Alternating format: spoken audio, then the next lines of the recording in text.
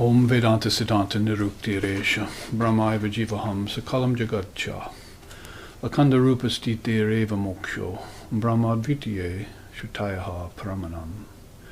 Om Shantihi Shantihi Shantihi. It is the apt and final conclusion of the Vedanta that all is Brahman. Time, space, living beings, and the world.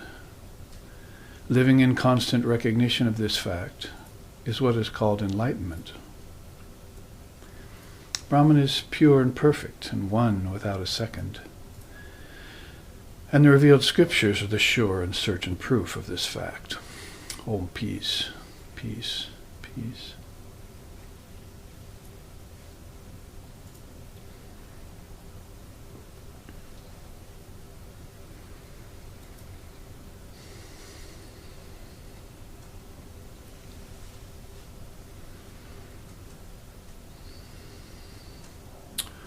Om Haranmaya Parikoshe Virajan Brahmaniskalam Tachubram Jyotisham Jyoti Tadyadatma Vidu. Om Shanti Shanti Shanti. Shining like burnished gold, highest and deepest, the core intelligence of living beings, partless and indivisible, ever pure and free of all taint, the essence of all beings, in all things which all beings seek, either knowingly or unknowingly, there shines Brahman. It is that which the Gurus teach. It is that which the wise ones exult in. Om peace, peace, peace.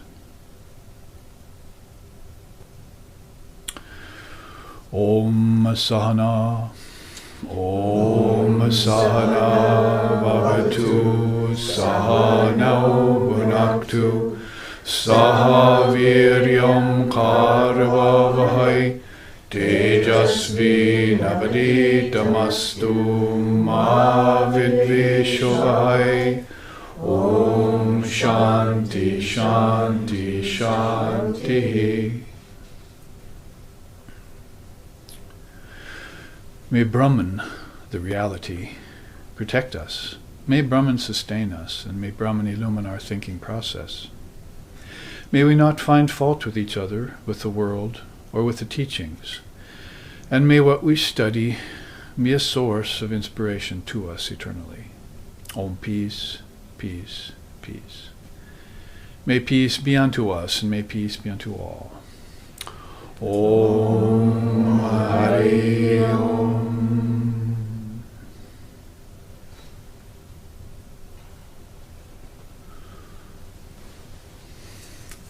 So this morning, our second weekend in Portland in this particular time, and this phase, on this Dharma visit, we welcome you into the ocean of the Dharma, where we dip ourselves every day, as Sri Ramakrishna said, like a towel dipped in a large body of water. Then you take your mind and you dip it in the teachings every day. Teachings don't mean lower knowledge, although you'll probably have to do some of that to earn your living in this old witch, the world, as Vivekananda once was heard to have said. And it doesn't mean also just moral teachings, how to be ethically good, which are something you'll have to also look to if you're not already inherently good. That is, born in a divine state or in an auspicious state, as Krishna says. So, the higher teachings then would be Paravid, or teachings that have to pertain to the topic of the apparently individualized soul, called the Jiva, which becomes known as the Atman, and then joins itself like the homo bird we were just reading about before the live streaming audience joined us, which soars up to his mother as soon as it feels the atmosphere of Earth coming. That is, the egg is laid in the sky, in the case of the homo bird, and it falls towards Earth, and it just barely grazes the surface. So, Sri Ramakrishna's story in about this ancient mythological bird in Vedic Itihasa that will come close to the earth, but will see the danger there. That is, the certainty of death is how the story goes. So that people falling into this idea that they are born and that they die, when we know pretty much from our musical Itihasa in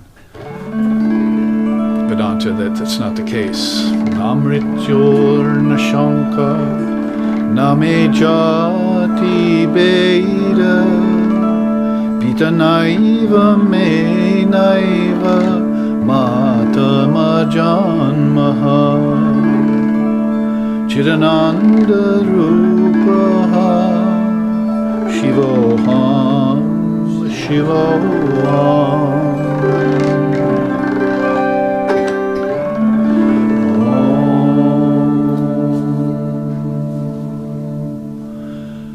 Those graceful and peace-inspiring words are all about the eternal nature of the soul, which is, it never dies because it was never born in the first place. The body is born, and the body is a product of the senses and the elements, and those are a product of the mind, and those, all of those together in toto are product of the intellect and ego. And all of that is coming out of the great mind, or mahat. And all of that proceeds from the word, as everyone from Jesus to back to the very early seers of India have declared, out of this word. And then, of course, you find that in yourself, all of that in yourself in Vedanta, and that self is in Brahman, that Atman is in Brahman. So the apparently individualized self, its identity with the Supreme Self, is really what the higher teachings are about, sort of in a nutshell. And any topic that gravitates around that, or rotates around it, orbits around it, is fair game for elucidation by the gurus, and very good to listen to, very healing to listen to by the students that come and practice the Dharma. That is, it's not enough just to affirm that you've heard the truth, as my teacher, Swami Asheshanandaji Maharaj, who lived here in Portland, Oregon for many decades teaching the Vedanta to us. It's not enough just to affirm, he says, you have to follow it up with spiritual disciplines and practice. So we keep a kind of vigil as Vedantists. That is, if we're not monks, which many of us are not destined to be, or either by temperament or by karmic design in this particular time, then we find ourselves in that lay disciple category. See, and for them, for us, for those, then they have to circulate in the world, like Patanjali, the father of yoga, said, free of the objects while moving amongst them. But at the same time, that might not even quite cut it. See, we have to also be on vigil, constant vigil. Swami Paramananda wrote a nice little book called Vigil, a little book that each day you can read one of your spiritual assignments per day, and follow that, keep it in mind. Because when you're working in the world, it's really not possible to bring God into it. God always is formless and actionless, so it'll drift to the back. It's only when you meditate and so forth that you can bring that presence more forward as far as body and world are concerned. You'll never find it in the body, and you'll never find it in the world, but you'll find it as the backdrop of those two. And as you contemplate your own mind and intelligence, you'll find it stronger and stronger, like on the wane, like a beautiful full moon. And in that case, then you'll be opening this third eye, or rising to these higher centers, or realizing that the jiva, the embodied being, is really just a projection of the mind, and the individuality is an error, and also that this two-ness or manyness is false superimposition, which are the first two words of the Upanishad. I keep reminding you that we're studying Adhyatma Upanishad. And it's that Adya, that original or pure Atman, Adhyatma.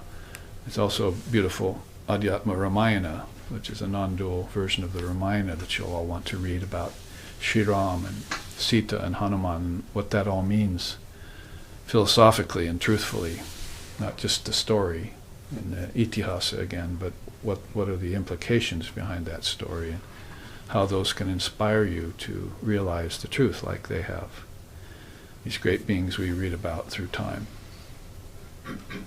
So the identity of the apparently individualized soul, jiva, with the Supreme Soul, Shiva or Paramashiva, or if you're talking Vedantically, Atman and Paramatman, or Jivatman and Paramatman.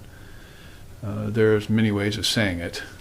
And so basically you'll look at it all in Vedanta and you'll see probably four things. You'll see Brahman, the eternal. I hope you see that anyway. And then you'll see yourself, your true self, the Atman. And then you'll see this masquerading self, which is a combination of, just call it what it is, nature. But nature has manifested and unmanifested sides. So the number 3 is a two-parter, which is good because it's the realm of duality anyway, so it's easy to remember that way. It's manifested and unmanifested. That it is there are seeds that are hidden away inside of the great mind and in your mind too, that get watered in the process of birth, of being born, the bardos between death and the last life you lived and the next life that's coming. And those seeds come forward and become objects and worlds and thoughts and various other things that are in nature. So also sometimes called Maya. You can almost put nature and Maya together. Although Maya, the connotation of that is sometimes a little bit more sinister. Beware of Maya, as they say. So you have to be careful of this and look at it from a distance and not get swept into it. Whereas nature, purely speaking, can actually be a station for meditation. Like Krishna says, you can sit in nature and near a babbling brook and, not too high, not too low your seat and sit there and get inspired and sounds drift away. It's a very natural way of getting into meditation, where sometimes in the city or maybe even in your own shrine room, you'll get distracted by certain things that are reminding you of life. You see, like a clock ticking. Oh, increments of time are passing. You see, and particles of objects are moving. They're all around me, and I must pay attention to that. I must pay attention to that illusion and get swept into it. So, depending on what state you keep your mind, and hopefully it's a fine and fettle state, then you will see or not see these four things. And if you can see them and be the witness of them, as we were talking about here at the ashram quite a bit over the last few days, even during our meals, with all the devotees who are coming from different parts. There's someone from Europe here, Hungary, and someone from Midwest, and someone from California, and others coming to hear the Dharma and be right in the presence of it, which is good that you're here with us, hearing it live streaming, but they say that the Guru Parampara, the transmission of the teaching, is best right at the source. So that's why we'll meditate on Sri Ramakrishna and his direct disciples, or Jesus and his apostles, or Buddha and his noble followers, depending on the religious and philosophical predilection that we carry with us, which is also quite often karmically oriented. You come into this life with a certain path and maybe a sort of challenge to yourself to try and follow it and not fall off it. Or if you do fall off it, you get practice getting back on it until you can stay on it, even amidst these vagaries and vicissitudes and venoms and poisons here of Maya that are all around you. So, Sri Ramakrishna used to even put it more simply about the young boys that were gathering around him. He said, if they just know who they are, who I am, and what the world is, they'll be fine. So, kind of boiled it down to three things. He is the avatar, the God in human form, the enlightened soul, whatever you want to call that. And they are the Atman, and they're in the process of fully realizing that and also practicing it, keeping on vigil here in this world where there are so many obstacles to seeing that. And then there's the world itself, which is just changing realm of mutation and apparent transformation. It's really parinama, they call it, but if you were to see the backdrop behind it, it would be aparinama. The reality is changeless, but there's this change that's being foisted, as it were, upon it, like a veil or a covering. So, the very first two words of the Upanishad here again, false superimposition is. So they want to bring your attention right to that fact if you're in the body, because you've got one sheath right there that is quite a considerable obstacle. I mean, not only do you have its health or its ill health to consider, you have its birth and its growth and its death to consider, and you have its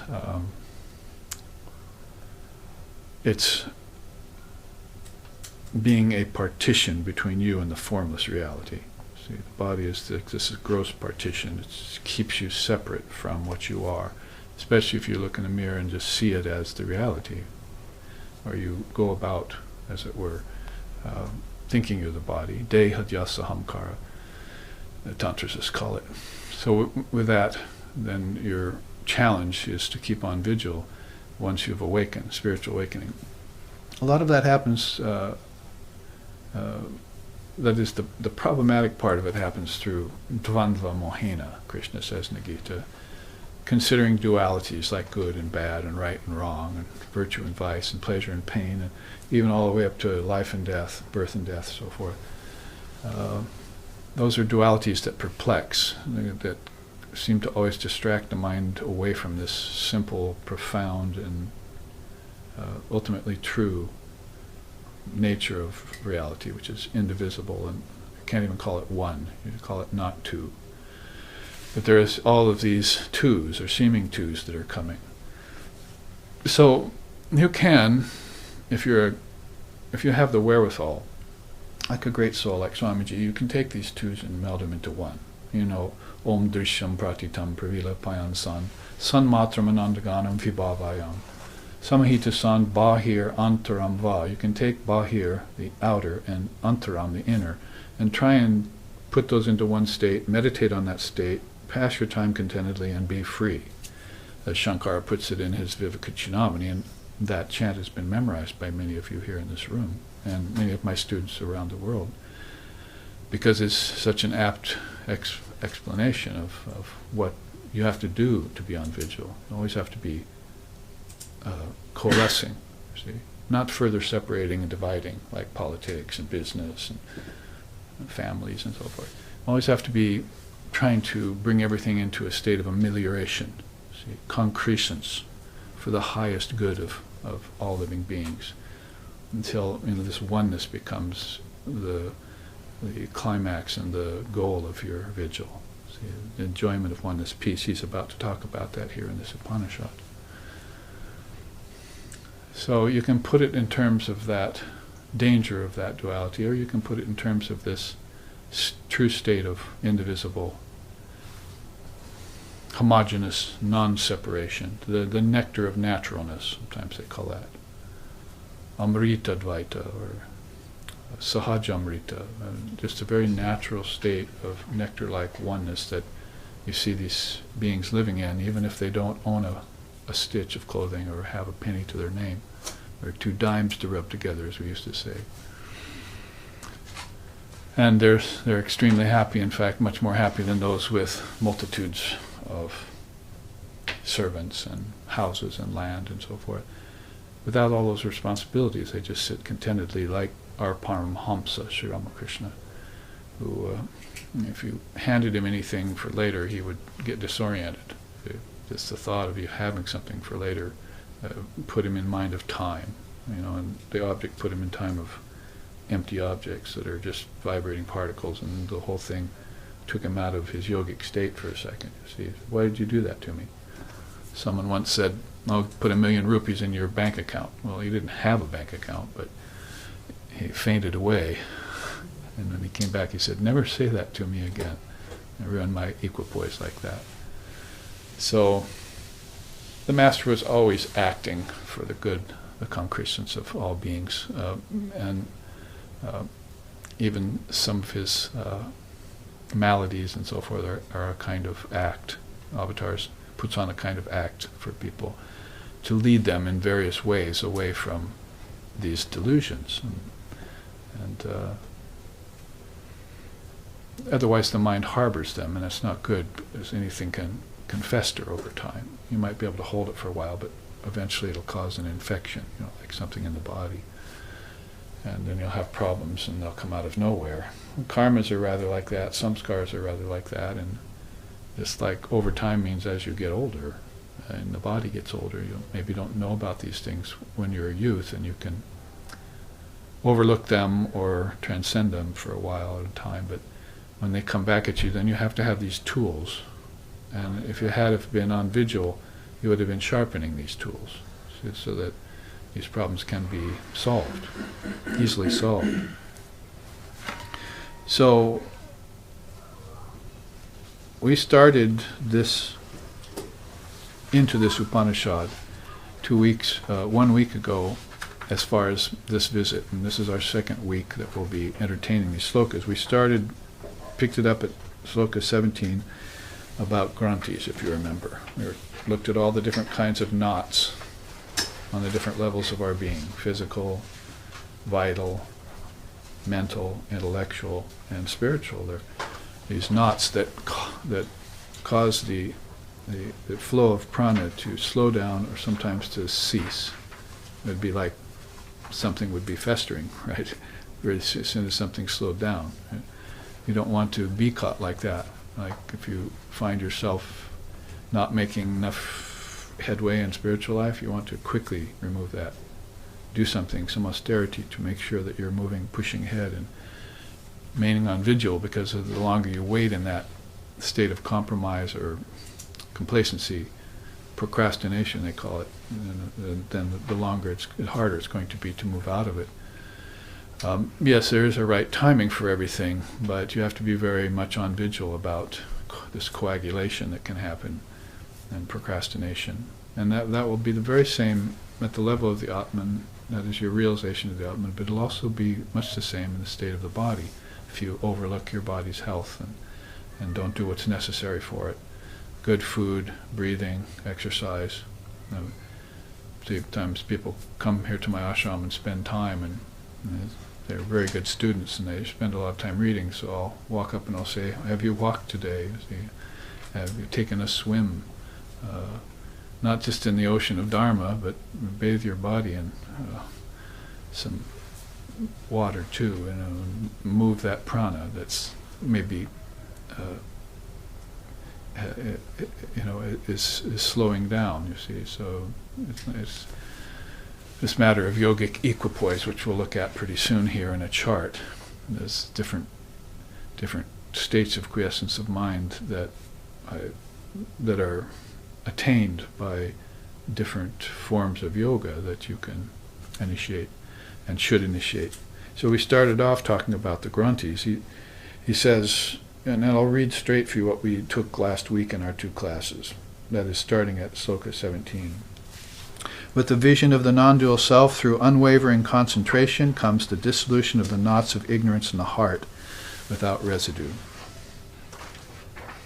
Strengthening the sense of the real self via this vision, and rejecting the ego and its evolutes, remain indifferent to them all as to objects like pots and clothes.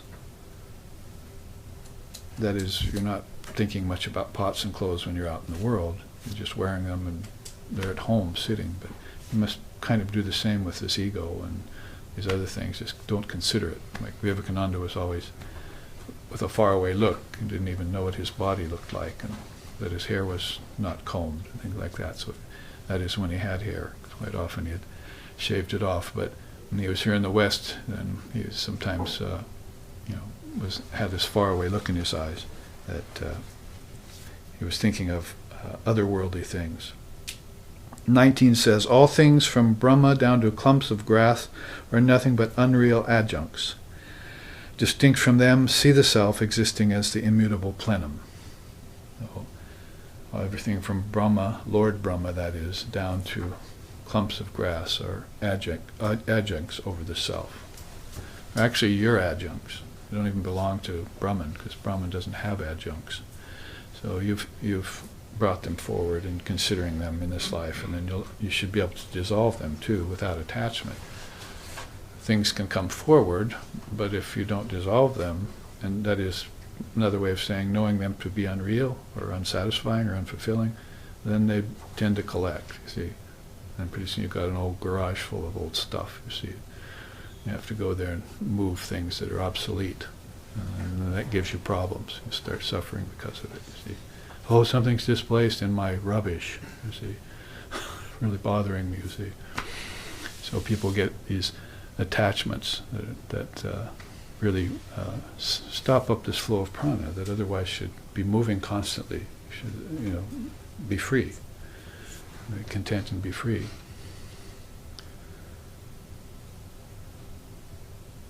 So you must see distinct from those things the self existing as the immutable plenum. Plenum is full already, so it doesn't need anything added to it, you see. So that's you. You are that fullness. And you don't need any of these adjuncts added to it. You have to actually make sure, if you're on vigil, that you dissolve them. At the end of every day, if you need to, anything that's sticking in your mind, just dissolve it in meditation, and then see what was in your dream state in the next morning. Inspect your states of consciousness as they flow by, and be on vigil and watch for signs of stodginess, signs of light and enlightenment. They're both coming at the dual mind all the time. Without the discriminating faculty, the intellect and viveka, then you're not going to be able to recognize the distinction between them. They'll get mixed together, and that'll cause you confusion in life and stagnation. We'll look at that again as well this weekend.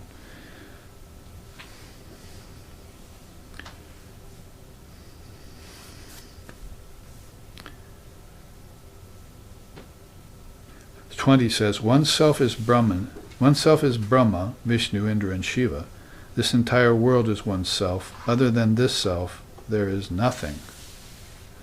So again, everything has come out of you, the self, and you are that Brahman, but that Brahman is ever in its original state. Om, original mind. It's in its original state without adjuncts. So if you're putting these adjuncts forward, then you have to say Om Pramadina na sandeha kim karishyami vrittiman utpadyante vilyante buddhascha, bubbles, yata jale. You have to dissolve these adjuncts back into the source they came from, mind, like bubbles in water. That is, if you're a realized soul, you'll still have a mind and body complex. So what are you going to do with them? You know what everyone else is doing with them, making a muck of things, you see, building battleships, sailing them into different nations and shelling coastlines and so forth. This bizarre, mad, it's the bizarre bazaar, I call it, of the world. But what you should be doing is dissolving all these things that come to mind every day. Shiva, Shiva. Vivekananda used to say that all the time. He came upon any problem in the world or any person with problems, Shiva, Shiva. Shiva can solve this. Just go to that transcendence place inside of you where Shiva exists and destroy everything. Out of mind, out of hand. Just destroy it. See? It doesn't exist. It's an unreal adjunct. I am the truth. That describes Vivekananda to a T, walking around the world. I will describe truth as the most corrosive substance in the three worlds. Burns through everything, he said. So he has to hold that truth and use it against every obstacle, and not let any residue left over, right? Or earlier, don't even allow a toehold. Foothold's too much. Don't even allow a toehold for gossip and slander and adjuncts to come forward. You see, you have to be that discriminating and that merciless, see, around unreal adjuncts. Don't court them and don't let them remain. Like, that's why a sannyasin moves from place to place. Have thou no home, what home can hold thee, friend, kind of idea, so that nothing close might attach to him, or he might not attach to something close. Ramakrishna told a nice story, it just comes to mind, of a holy man who was walking around India, and he went by this mountain. A voice all of a sudden beside him said, "There's gold there in that mountain. Gold in them there yonder hills." Only in Hindi, you see. And so he went up to the hill and he started digging. He said, then he caught himself in the act and he said, "What am I doing? I'm a holy man. This voice was the voice of Maya, or some capricious god." He said, I shouldn't do this. So he gave up and he camped there and slept overnight. Next night came, he camped there and slept overnight. 3 or 4 nights he camped and slept there overnight. He gave up the gold but not the thought of the gold. Then Prabhupada says, well, I'll just kind of watch this gold. I'll be its guardian. I won't dig it up and I won't own it, but I'll just watch it. So he should have kept moving, you see. Of course, in the case of Arunachala mountain, with Shiva himself and Ramana Maharshi, we're glad he stayed, you see. But he wasn't looking for the ordinary gold. He was looking for the gold of consciousness. You must assay the gold of consciousness, see, and remove the dross of the world from that. Beautiful songs in India describe this.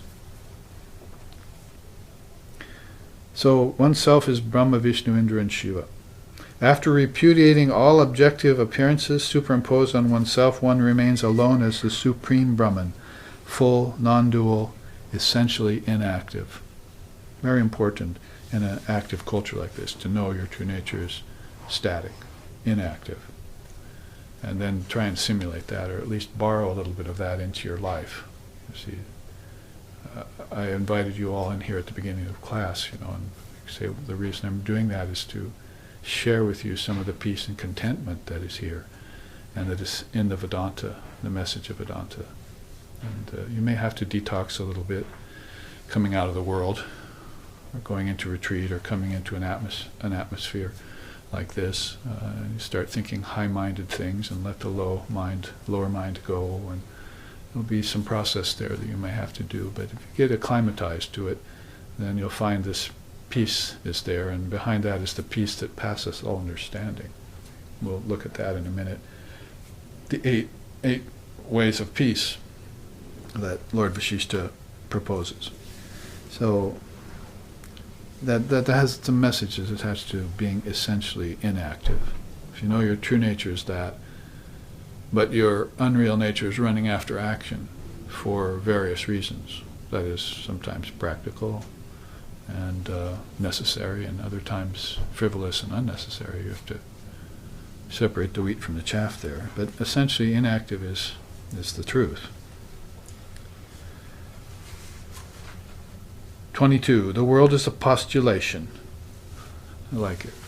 As good as non-existence. As good as non-existent. In the one reality that is immutable, formless, and unqualified, whence comes any difference?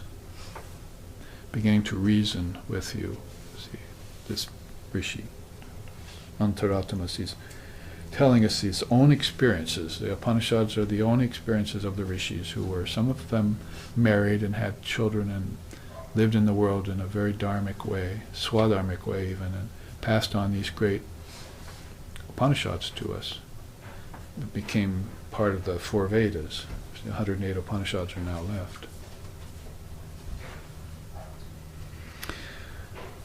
23. In the one reality that is devoid of distinctions, like percipient, perception, and perceived, and of all sufferings, in the absolutely full spiritual self that is likened to the ocean at the time of cosmic dissolution, whence comes any difference?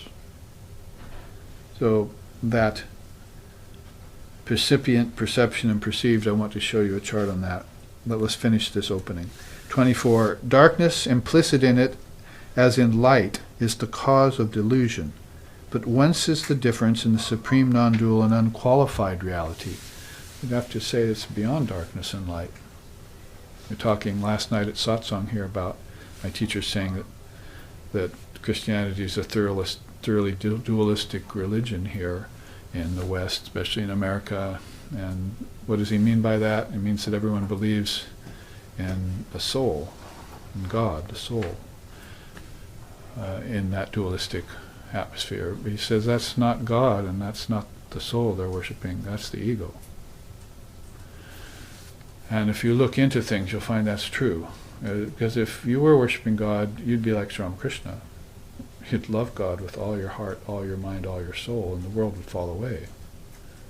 And there would be only two ways to act after that. The world is an illusion and I have to move through it, or I give it up completely. So how many people do we see like that in the workplace? The world is an illusion and I move through it without being attached to it and without coveting it, without seeking its pleasures and its objects and its wealth, and just doing my action for the good of others, selfless service, you see. So it reminds me of that, because he says here, darkness is implicit in light. So there's a story in Lord Vashishta's yoga about the yogi who finally got so fed up with himself that he couldn't reach the highest goal. And he'd done all these practices, very advanced practices. So finally he regrouped, and he got himself together, and he sat sort of like Lord Buddha under the bo tree. You see, I'm going to do it or bust. See? Buddha or bust. So he's sitting there and he's collecting all his energies and he's doing all the practices he knows how to do, and he makes this huge inward in-breath, as it were, with all of these practices, and he comes upon this ocean of light. And he moves into it, his consciousness, and it begins to make him dizzy.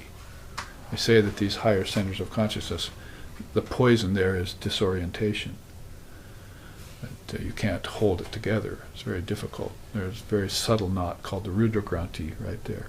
And there's a Vishnu Granthi here and Brahma Granthi lower. So to penetrate through this and acclimatize yourself to a very, very non-dual state of awareness is quite difficult. But the way he got through this ocean of light was to see the blackness, the darkness behind it. He went through the light and saw utter darkness. I could at first think of that as Mother Kali, you see. Black is my Mother Kali, black is her hair, black is her skin. Black are the bumblebees that are moving in and out of her hair. Black becomes one with black. A beautiful song in India that has that kind of connotation. So he got over his disorientation with the blazing light and became one in this utter shining darkness. See, this luminous darkness. A beautiful story. And it reminds me, darkness implicit in it as light is the cause of delusion, but whence is the difference in the supreme non-dual and unqualified reality? So eventually you'd get beyond both the idea of light and dark, because that's kind of a very subtle duality. I want to see the light, I want to see the light. So you never end up seeing the light and you think you failed. But the light was in you all the time. But it wasn't the kind of light that you thought it was. It's the light of intelligence. It's the light of consciousness. It's not like seeing a sun or a billion suns, or the light of the Mahat, the great mind. It's much, much subtler than that. And, takes a very subtle orientation to move into it, for it to surround you. 25, he says, in this uniform and supreme reality, how can the agent of differences dwell? That is, in this uniform reality. In deep sleep that is nothing but bliss, who is it that has perceived difference? Check out your own deep sleep state, see if you don't agree. And we took 26 and 27. This perception of difference is rooted in the mind. There is none of it in the absence of mind. Therefore dissolve the mind in the Supreme Self as the eternal subject. So you're always dissolving, again, all these unreal adjuncts, if you want to put it in that language, or all these tattvas, if you want to put it in Samkhya language. All these stations of awareness which are insentient. And then you want to dissolve them back into pure sentience, which is your own true nature, consciousness with a capital C, or awareness with a capital A. Then, upon realizing the self that is the uninterrupted bliss of one's own essence, the timeless bliss that is the self gets savored, both externally and internally. And I hope you remember the chart we took with that. It's called Dissolution of the Mind into Yoga. Remember that was sitting right here. And we went up all the stages of 5 states of mind with their various impediments, and then looked at the 6 doorways of yoga after that. These esoteric gateways are called. And that was how we ended last weekend's class. That is 5 days ago on Sunday afternoon. So I will go ahead with the slokas, but I want to go back for a second to 23 and show you this Triputi chart. If all of you can see that really well. And here, and then it'll be shown on the live streaming audience's screens.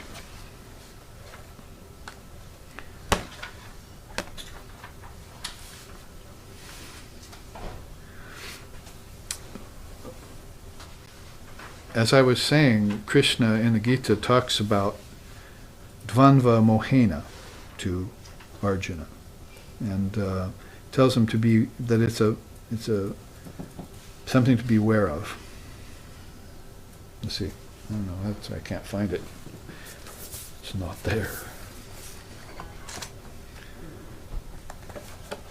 I won't take up a screen like the live streaming audience has and look at it.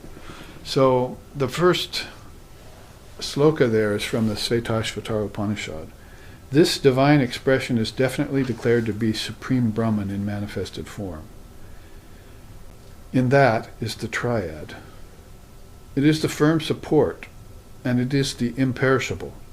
Knowing the inner essence of this, along with its sets of triputis and quintuplication processes, the knowers of the Vedas become devoted to Brahman, merge themselves in it, and are released from birth and death.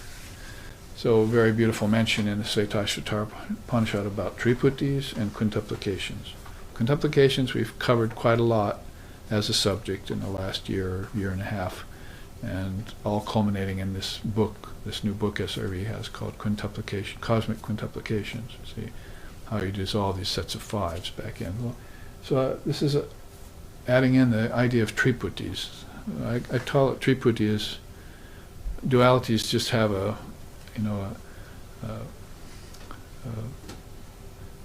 room you walk into with no door, but a triputi has a door, a back door you can get out, you see. So you find a fire exit, you see, or something.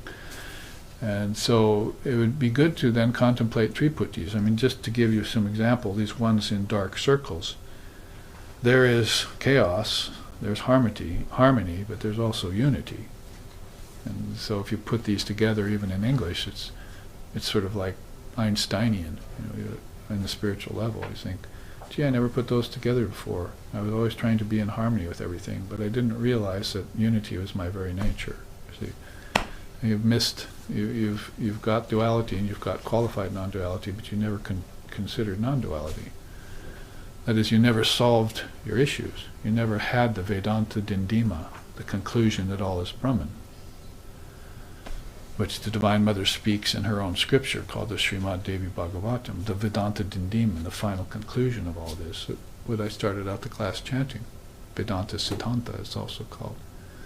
So if you started out from the idea of unity, then harmony would just be a given, and chaos would be accepted, see, only in the outer peripheries, where things are jarring and clashing and so forth.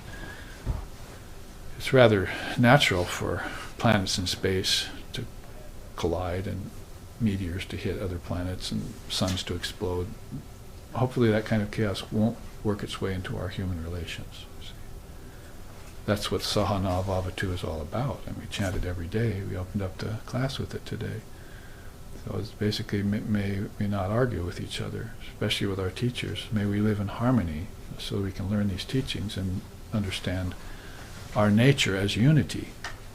So I can't just say those things and even just affirm them, but we're going to have to take them apart, think about them, and realize them. And the Triputi is a way to do that. Well, there's unity. Unity is the very foundation of things, and then harmony is a second best. See, sort of a default zone where people who leave the realm of formless nature and come into form, we're going to have to carry harmony with them, because unity gets obscured. By what? I'm thinking of two expressions: false superimposition and unreal adjuncts. It's kind of the themes of this Upanishad, right? This first 27 slokas or so. Always bringing that back. So there's heaven, earth, hell. Not quite so high and noble to meditate on as unity and harmony, probably, but nevertheless very much associated with these first three chakras. We were at retreat last weekend, the weekend before last, and American River, and read out that quote by Swami Vivekananda. He said, if you approach a Vedanta and talk to him about going to heaven, he'll consider it quite a vulgar subject. He doesn't want to talk about going to heaven. He's in heaven right now, maybe already. A kind of heaven, you see, maybe with a capital H. He doesn't want to go to a land of milk and honey and all that. It's a sticky mess. He'd want to walk through a land of milk and honey. No, I know it's symbolic. But nonetheless, a land where you're enjoying more pleasure and less pain is not shaping you very well. It's not cutting you, showing you that you're cut in the image of God. It's not showing you unity. And it seems to me that heaven is subject to return to earth, see, realm of your ancestors. At least lower heaven is. Because if you talk about heaven to the Hindu, who isn't necessarily the Vedantist, then he'll talk about lower heaven and higher heaven and how many different kinds of worlds there are there in those lokas. Something to consider. Left, right, and center. Stasis, dynamism, and suspension. High, middle, and low. Good, bad, and mixed. All of those leave a door open for consideration. Even the simple one, good, bad, and mixed, is such a profound teaching. Everyone, I'm wont to say that good is sort of an obvious thing and bad is also an obvious problem, but mixed is where all the confusion happens, where people accept mixed knowledge or do mixed actions, and they're getting this mixed karma coming back at them that isn't clear. So that's what really confuses them. Do something bad, stick your hand in the fire, you get burnt, you won't do it again. It's sort of obvious. But mixed is a whole different kuleana, as we say in Hawaiian. It's a whole different consideration or concern. So good to contemplate. On the other side, these main bubbles here, absolute, unmanifested, and manifested. Probably one of the higher triputis you can consider in Vedanta. And also in the Bhagavad Gita, according to Sri Krishna, I have my supremely manifested state, and I have my unmanifested state, formlessness, and then I have my manifested state with its eightfold body, basically mind and 5 elements. It's the way he described the 24 cosmic principles, Parastakavadi, he called it. So he outlines that in the Gita and says beyond that is this unmanifested nature, which is the life force which upholds everything. He's talking about prana, like Christ saying, man does not live by bread alone. So he's saying right away I have my manifested and I have my unmanifested, and you think, oh, that's it, you see. But no, there's a triputi. Supplies, you've got a third doorway. You see, it's called supremely unmanifested, and that's me, that's Brahman, that's my Brahman state, he says. So that's going to be formless with a capital F, and the unmanifested is going to be formless with a small f. That's all of nature in seed form. Everything will come out eventually from the mind. And then the manifested state is what you see, taste, touch, hear, and smell, and all the objects here. So very powerful, just in a nutshell, even a small little discourse on it like that, reminds you of these 3 worlds, of the 3 mantras of Om, of Brahma, Vishnu, and Shiva, of waking, dreaming, and deep sleep, I can go on with a bunch of other triputis that connect to it. Dualities, if they connect at all, they connect to trouble and problems and suffering. See? Because you can't have good without bad, so you go for good. You see, and bad happens, and you're not prepared for it. So you must know about these doorways. Masculine, feminine, and neuter. coming, staying, and going, or in Hawaii we call it "come, stay, go, brada," in Pidgin. It means, are you coming, are you staying, are you going? So it's sort of a question you can ask yourself in Triputi fashion, until finally that you hear from Swami Vivekananda that coming and going and staying is all nonsense. Where's the time the soul will come when all of time is in the soul? Where's the space the soul will go to when all of space is in the soul? So it's all a tempest in a teapot. It's all going on inside your own mind, and you're moving yourself here and there by forces that maybe are good, bad, and mixed, and you don't have full control over yet. There's the aspirant, the adept, and the realized soul, for instance. There's a good Triputi. Gaseous, liquid, solid. You want to bring it right down to the earth, and that has a spiritual significance to it too, according to Sri Ramakrishna. Like water is sometimes liquid, sometimes solid, and sometimes gaseous, he says. So that has to do with thought and matter, and so forth. It can sometimes flow, it sometimes congeal, and sometimes it can be transcendent, like vaporous, you see. So there's many connotations that you can connect to this if you have the mind to do it. There in the middle, time, space, causation, don't get us started. As we say in Vedanta, it's all part of Maya, but we looked at the 6 esoteric doorways to yoga last week on that chart. We took time and space apart. Time is just increments that you measure, and you get a sense of slowing down or speeding up, or time is, wow, didn't the week go fast? Or you're in prison, like some of my students Thursday night when I went there, sitting in a cell in a prison with no AC and 120 degrees all day. How about time passing slow in that occasion, you see? Some of the guards are bringing them ice to keep them alive. So, and it got up to 150 in one cell, a 4 block, I heard. A man sitting there baking in an oven. So, time, space, and causality, everything happens inside of those, but those are really born of the mind. Space, of course, objects with particles. So increments of time, particles of objects, put those together and understand them correctly, and then all of a sudden you see that this is all non-actual, this world of time and space, and the karma that comes from it is unreal. So you're going to have to pierce through it.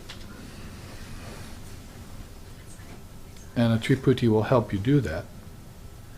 Past, present, and future are the 3 phases of time. Adihisa samyoga nimitta hetu.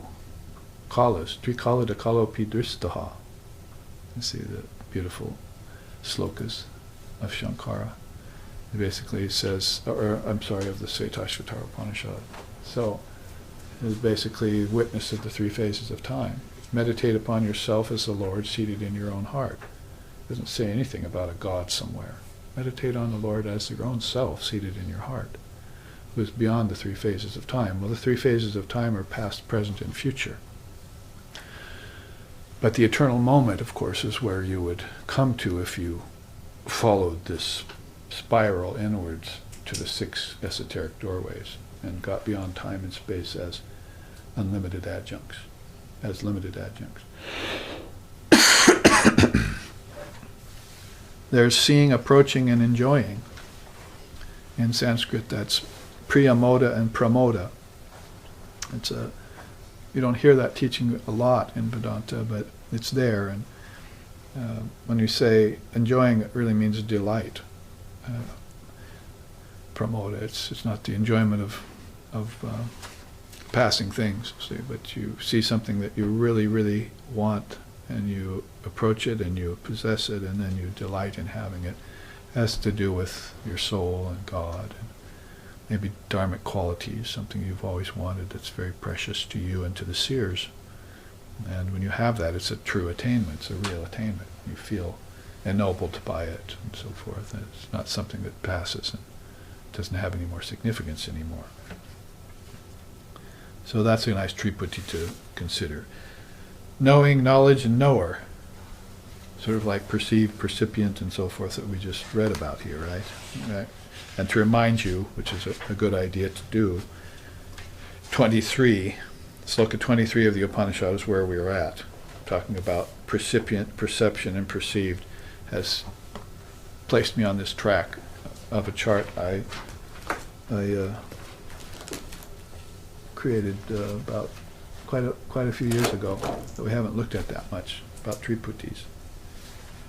I was entertaining them at the same time I was entertaining a way to explain these quintuplications to everyone, and I sort of shifted more over toward the quintuplications, wrote a book on that and so forth. There you see wisdom, knowledge, and ignorance. We would say ignorance and aparavidya, lower knowledge, and higher knowledge. When we say knowledge, it's nice to make the distinction between that and wisdom, maybe, because there's lots of knowledge and knowledgeable people here in the realm of sciences and arts and so forth. We see them not being able to transcend their human condition through those lower sciences. It's only the higher science of Paravid, supreme knowledge or wisdom, that you're able to transcend the human condition. What is the human condition? Birth, growth, disease, old age, decay, and death. All the enjoyments and lands and everything, you can't take those with you in the end. I mean, even if you're a Christian, you have to look at Jesus' teachings and see that birds have nests, foxes have holes, but you don't have any place to lay your head here, and you can't take it with you. So what is all this hubbub? And Holy Mother said, what is all this talking about the body? It's just a few pounds of ash in the end. See? So these people are looking ahead to the real facts. In fact, they know the real facts right now because they're not in past, present, and future anymore. They're living in what's called an eternal moment. And in that eternal moment is Brahman, nowhere else. Beyond time, right? Kala Trikala Dakalopi Dristaha. It's the seer, Dristaha, of the three phases of time, Trikala. And so if it's living beyond time, it's living in this state of unalloyed, uninterrupted bliss of wisdom, you see, of non-dual wisdom. It's like settling into the third eye, and if thine eye be single, you shall know the truth. It dwells there. It doesn't come down and enjoy things. It doesn't go to church, see, to get free of some sort of immoral idea or sin. It doesn't go to hell where eternal damnation is supposed to take place. It's all nonsense and superstition. It's dwelling in that one reality. And so it's got this higher wisdom intact. It's the knower of knowledge by the act of knowing. Balance, activity, and inertia is a good one to contemplate. If you say that in science and physics and so forth, you know what it means, stasis and so forth. But if you say it in a Vedantic circle, what are they going to say? Yeah. Tamas, Rajas, and Sattva. That is, tamas will be inertia, Rajas will be activity, and Sattva will be balance. The three gunas of Vedanta are three modes of nature by which the mind is hampered, you see. Even Sattva hampers it. Desire for balance and pleasure, like, oh, I want to see the light again, you see. Can I have that experience again, please? You had it once, you've had enough, go on. Look for a deeper light. Don't get caught by anything. Spirituality, philosophy, and religion.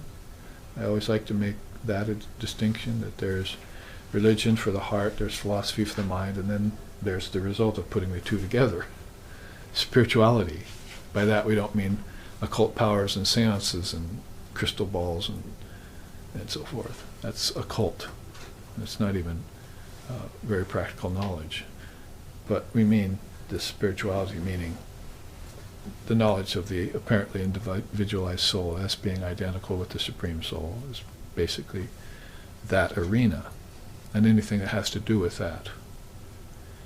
That's where dualities will get taken apart by triputis, and triputis will lead you to oneness.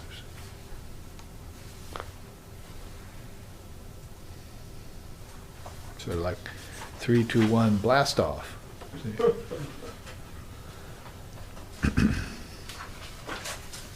Life, death, and rebirth. That's a very powerful triputi. Some thinkers might, philosophers might just concentrate on life and death and think that they're profound, right?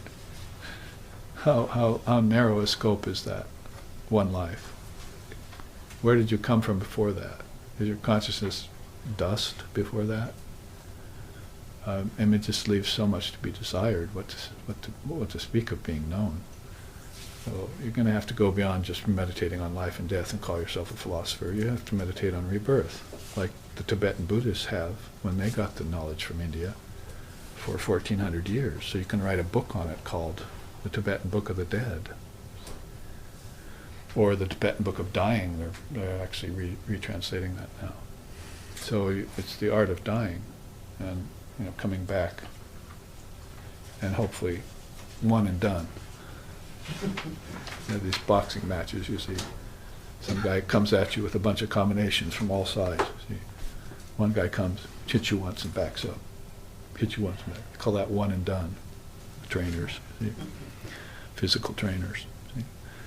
So you have to have these combinations and put them together. And so you put rebirth together with life and death, then you'll have something much more profound to contemplate. And it'll be the doorway which will lead you into eternal life. I don't think when Jesus talked about John the Baptist having come again, Ezekiel was John the Baptist in a previous life. When those things were mentioned in the Gita, and you sow what you reap and so forth, karma and reincarnation were all there in the Bible.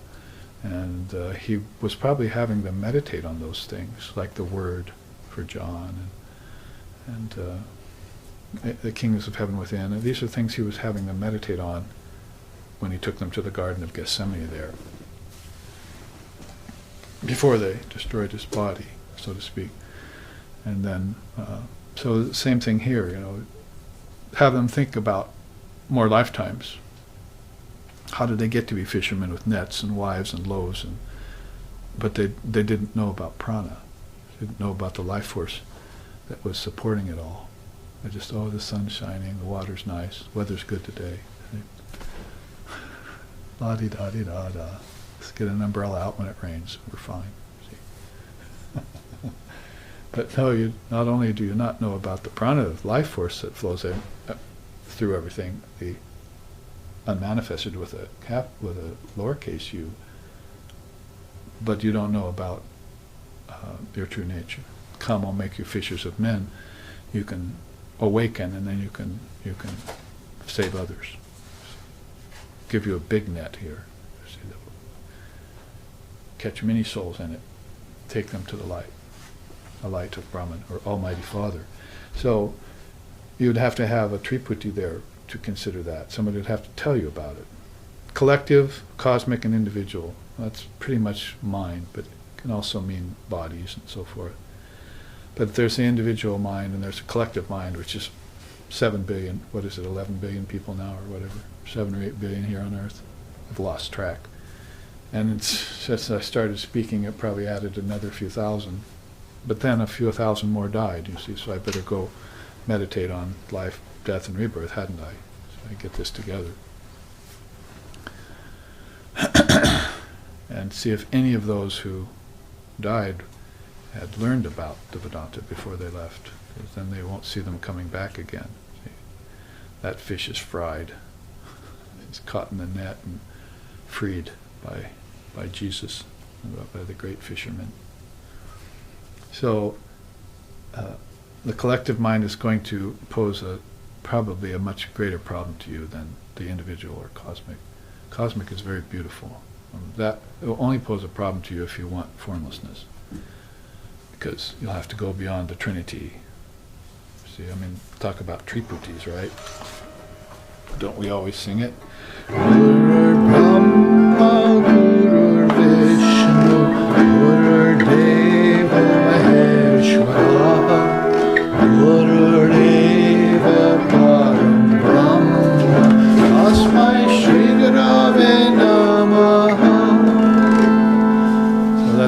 Triputi to meditate on. Guru Brahma, Guru Vishnu, Guru Devo Maheshwara.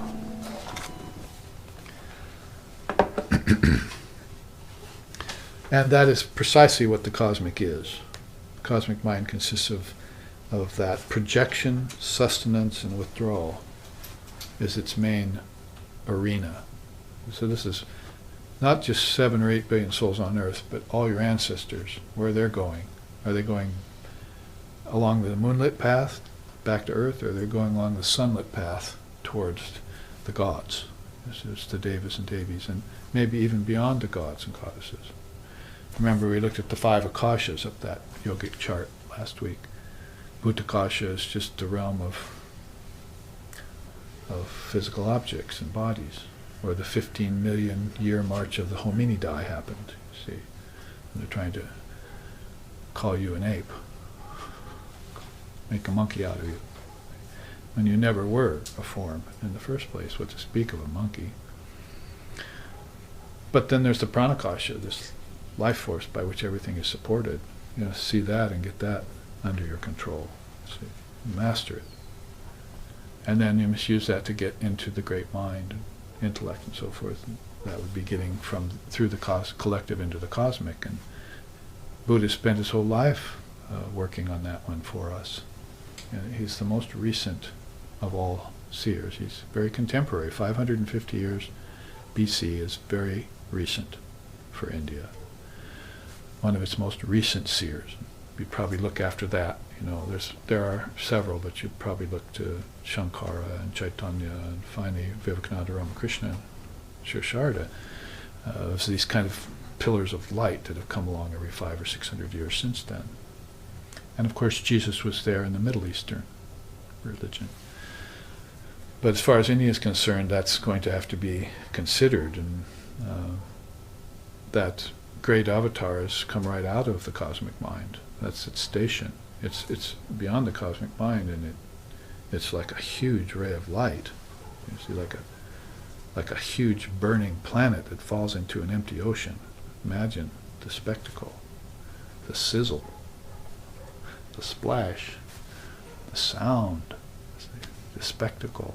There's this great soul that comes into this mahat, this great mind, you see, and takes it up and then goes right on through, right on down to earth, carrying that light into the darkest, densest climes of matter, where souls are lost in the ark, sinking in the ark of lust and greed, as one song puts it. So the cosmic mind would be, of course, a station for a great soul like that, a station for evolution and then back to involution. That for individual souls who are looking to transcend their ancestors, and it's going to be a great age. It's going to be an Ishvara form. It's going to be the highest concept of form that the human mind can comprehend, and it's going to have a mantra or a profound set of words attached to it that can help free you. So, of course, there right in the middle, that Triputi is a huge one, as they say. Next to it is also a good one. Direct scripture, preceptor, and direct experience. It's like the Manana, Shruti, Manana, Nididhyasana kind of trio, or Aparopachanubhuti is called direct spiritual experience, and you'll get that through Vidya Shastra, the scriptures, and Guru Anusashana will be the vehicle between them. You see, take the scriptures, the words of the past, through the Guru, and get direct spiritual experience. It's like a pass. You may pass. Like permission. So you may have some direct experience now because you understand rightly. Oh, you don't understand rightly? Sorry, you're going to have to wait, you see. Because you don't want to have a good, bad, and mixed Triputi in there. You want to have all transcendent, all pure clarity. In other words, if you have a worldly life, see, or a divine life, or transcendence. I could also put dharmic life in there if you want, instead of divine life. It's the same thing. So those three should be contemplated by you. Which kind of life do you want to live? And may it be your last, your first life of realization and true insight and your last life of suffering go together. So that's what you're going to want to attain if you're a spiritual aspirant. There's creation, preservation, and destruction. Also nicely to say about it, projection, sustenance, and withdrawal is even a better way of saying it. There's love, hate, and indifference.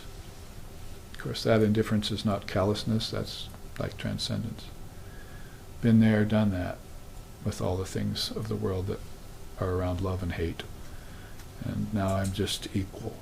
So I'm unaffected by anything that happens. Attraction, aversion, neutrality, which is kind of the point there too. Those are to reach a neutral position beyond raga dvesha. See, raga dvesha is 2 of the 5 kleshas in yoga. So you want to reach that neutral position. Waking, dreaming, and deep sleep, we can start now and go all day.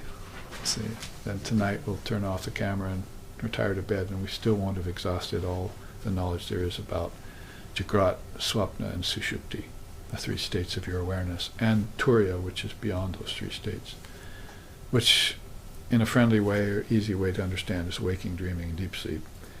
So I was asking at the retreat 2 weekends ago, tell me please, pray, where are the kingdoms of heaven within? Where are they? Up. Haven't found them. In our body? Is that the kingdoms of heaven somewhere in there? Is it in the atomic particle? Or is it in this great mind we're talking about, this consciousness, this intelligence? Or did Jesus just sit them down in Gethsemane and say, well, I'm going to shoot a bunch of crap at you now, just say anything that comes to mind? How about kings of heaven within? See? Oh, in the beginning there was this word, man. Oh. Was he just tossing things off like that to pretend that he was a great being or something? Or did these actually exist and he had seen them? You have to consider this, particularly if you're an atheist or an agnostic. There have been many Jesuses, many Jesuses. Like grapes on a tree, illumined souls have come. Many divine children, see, that had even more than miracles to their score. You see, they also had this wisdom, which is beyond miracles. This Atmagyan came into the body with that. So there's a lot to consider there, and a lot of proof for it if you need it.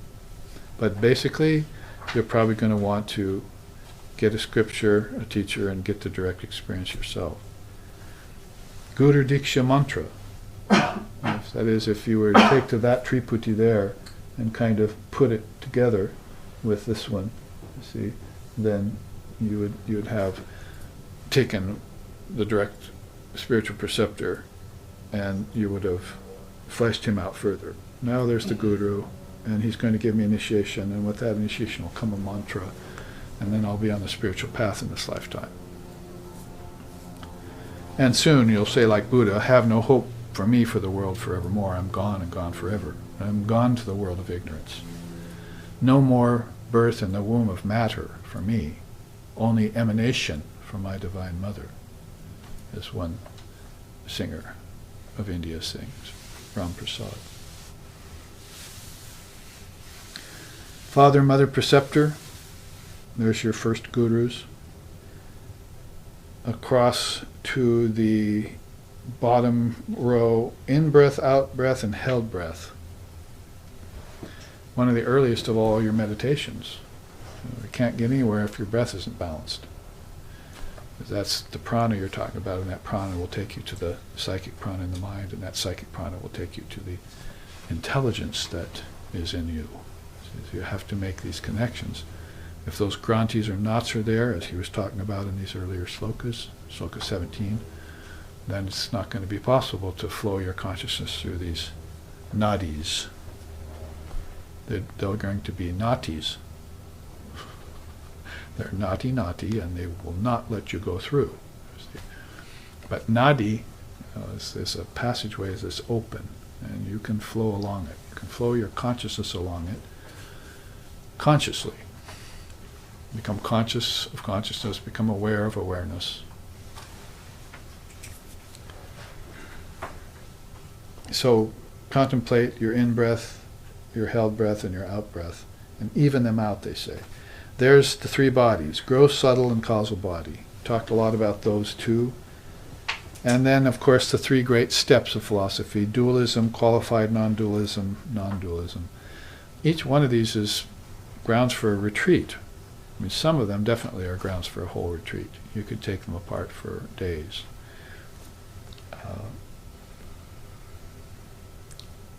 But we want to move on in this scripture. So let's read the final quote by Lord Vashishta.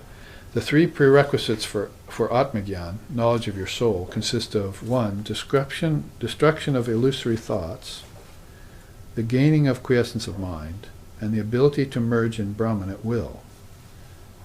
Lauded among the supreme knowers as Atmatripti, they will stand you in good stead, no matter what the impediments thrown up by the mind and Maya.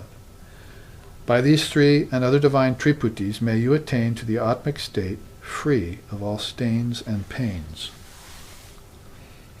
So Atmic Triputi is there. Atmatripti it's called. It's one of the famous Triputis in earliest of times. When you talk about Lord Vashishta, you're going way back to Ram's time, because he was the teacher of the young teenage Ram. So all of these Triputis are there for you to consider. Like I said, we've taken the quintuplications already. They're pretty classic. 5 pranas, 5 subtle elements, 5 knowledge senses, 5 active senses, and 5 elements. And all of those make up your gross and subtle body, which fall down here. You see, gross and subtle body, those contain that. And then I just picked 5 other, because there are 5 snakes and it works so well in the image, I just picked 5 other to put there. 5 sheaths, 5 akashas, 5 main sects, 5 sacrifices, and 5 mind states. You probably all, if you thought about it, could tell me what the 5 mind states are, because you had them last Sunday. And you also had on that same chart the 5 akashas, didn't you? So you had Patanjali's, a combination of Patanjali's teaching and Lord Vashishta's teaching there. And of course the 5 sacrifices are sacrifices you do to the bhutas, or animals, insects, humankind. Nara Yagya it's called. Nara is man. And to the ancestors. Yeah, ancestors, Pitri. And to the gods and goddesses, Deva. And to the rishis, the great teachers.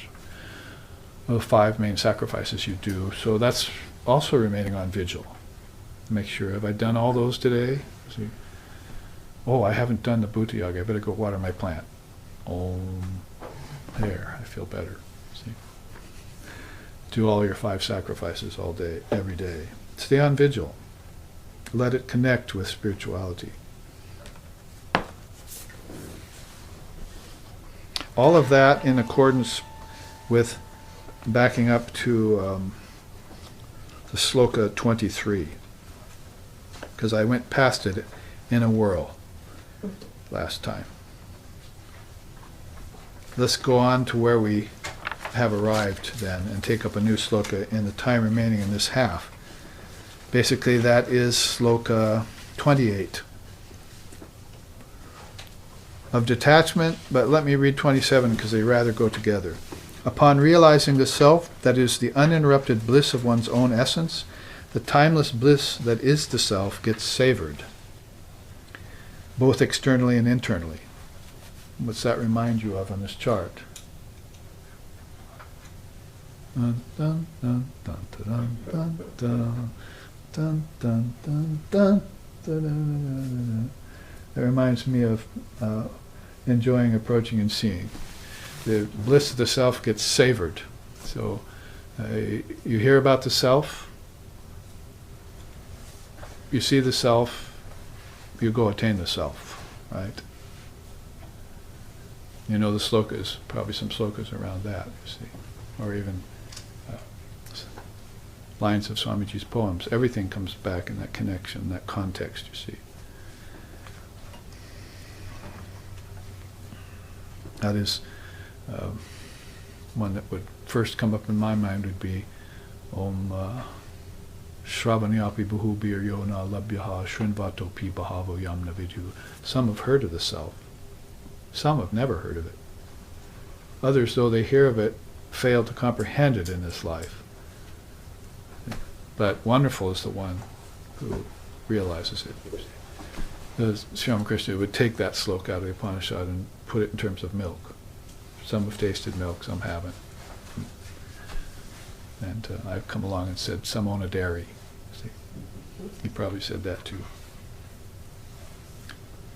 So then the sloka we want to take up here, 28. Of detachment, the fruit of knowledge.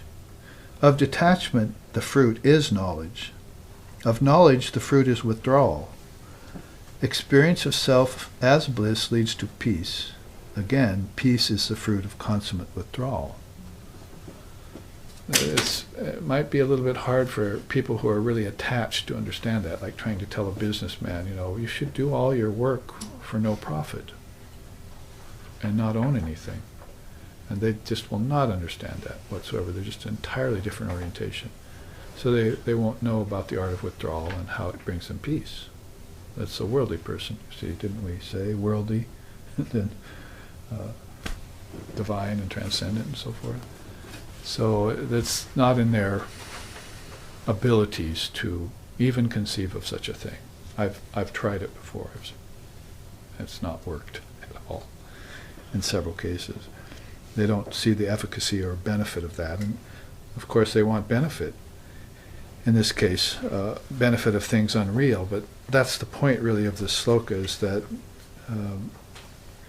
when you really get true knowledge, the only direction you can go is to renounce, is to withdraw from the world. There's no other way to go with true knowledge. If you get mixed knowledge, if you get lower knowledge, you go toward the world probably. But if you have true knowledge of all of this being unreal, then you're going to say, I have to give it up. I'm going to the wilderness. I'm going to sit under a tree. I'm going to go find a great teacher. And people are doing that. In my own lifetime, I'm seeing people separate themselves from the world and make an attempt even if they're not monks, because they've had a glimpse of that true knowledge, which is in their very self. There's no credit to me or to the seers that the knowledge is in the soul. That's all credit to the great soul, right? But we just have to remove obstacles to the way so you can see that. So this is beautiful sloka, really. Of detachment, the fruit is knowledge. Of knowledge, the fruit is withdrawal. Experiencing the self as bliss leads to peace, and peace is the fruit of consummate withdrawal. So I wanted to show you in 5 minutes remaining, we could probably almost broach the subject, is another of Vasishtha's great teachings called these pathways to quiescence of mind. There you see them. Let's take his quote first at the bottom. There is a deep calmness of mind which should occur after the jiva sports in the universe. I love it, just one sentence, easy to understand, on the tails of what we just talked about in this sloka. You see, that is, if you've lived a life and you're malcontent, you end up unhappy, fearful, doubtful, confused, any of the above and more, in Maya, then that natural quiescence of mind that is your true nature, call it the peace that passes all understanding, has not come to you, and so that life has been wasted. A man is born to no purpose who, having been given the boon of a human body, is unable to realize God in this lifetime. Put that together with Sri Sharda's saying, that is Holy Mother's saying, that you need peace of mind first and foremost, then you see what Lord Vasishtha is getting at here when he puts together this diamond, you see, in this ring of, Won't be able to go through it all. I'm already seeing that it's time for us to take our break. But I'll leave this up for you to look at the break, and the live streaming audience can see the Triputi chart and this. And let's come back in 15 minutes to go through this chart. It's a quick study. Thank you for your kind attention.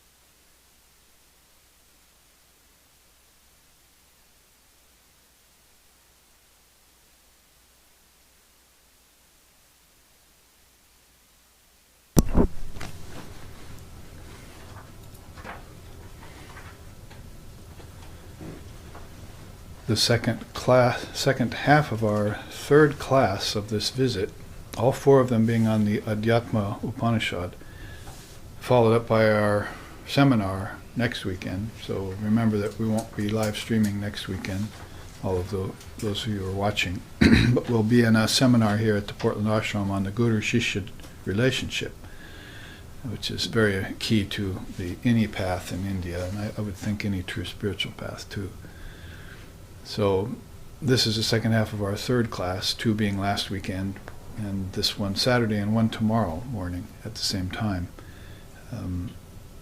Heard that the live streaming audience had to be refreshing their screens occasionally, so there's always some sort of glitches in the web and the media and all that we're using nowadays, doing the best that we can to ameliorate and work for the concrescence of people so they can all be on the same page at the same time, particularly around these Dharma teachings, which are so rare to get or to hear even. First you have to find a teacher that's qualified and is not preoccupied with lower things as pseudo-gurus or charlatans that are around. Find someone who's really dedicated to the Dharma and teaching it and transmitting it to you with no other intention than that you get enlightened by it, because thousands of souls have gotten enlightened by this. And others may have gotten salvation through dualistic religion, but they haven't gotten liberation. So liberation is something of an entirely unique stature of the spirit, and just like the Tripudi we were looking at, religion, philosophy, and spirituality. There'd be people who can major in philosophy and major in religion, or preoccupy with religion, but to get spirituality of that unique kind is very rare. And we find that that's coming forth in Dharma teachers that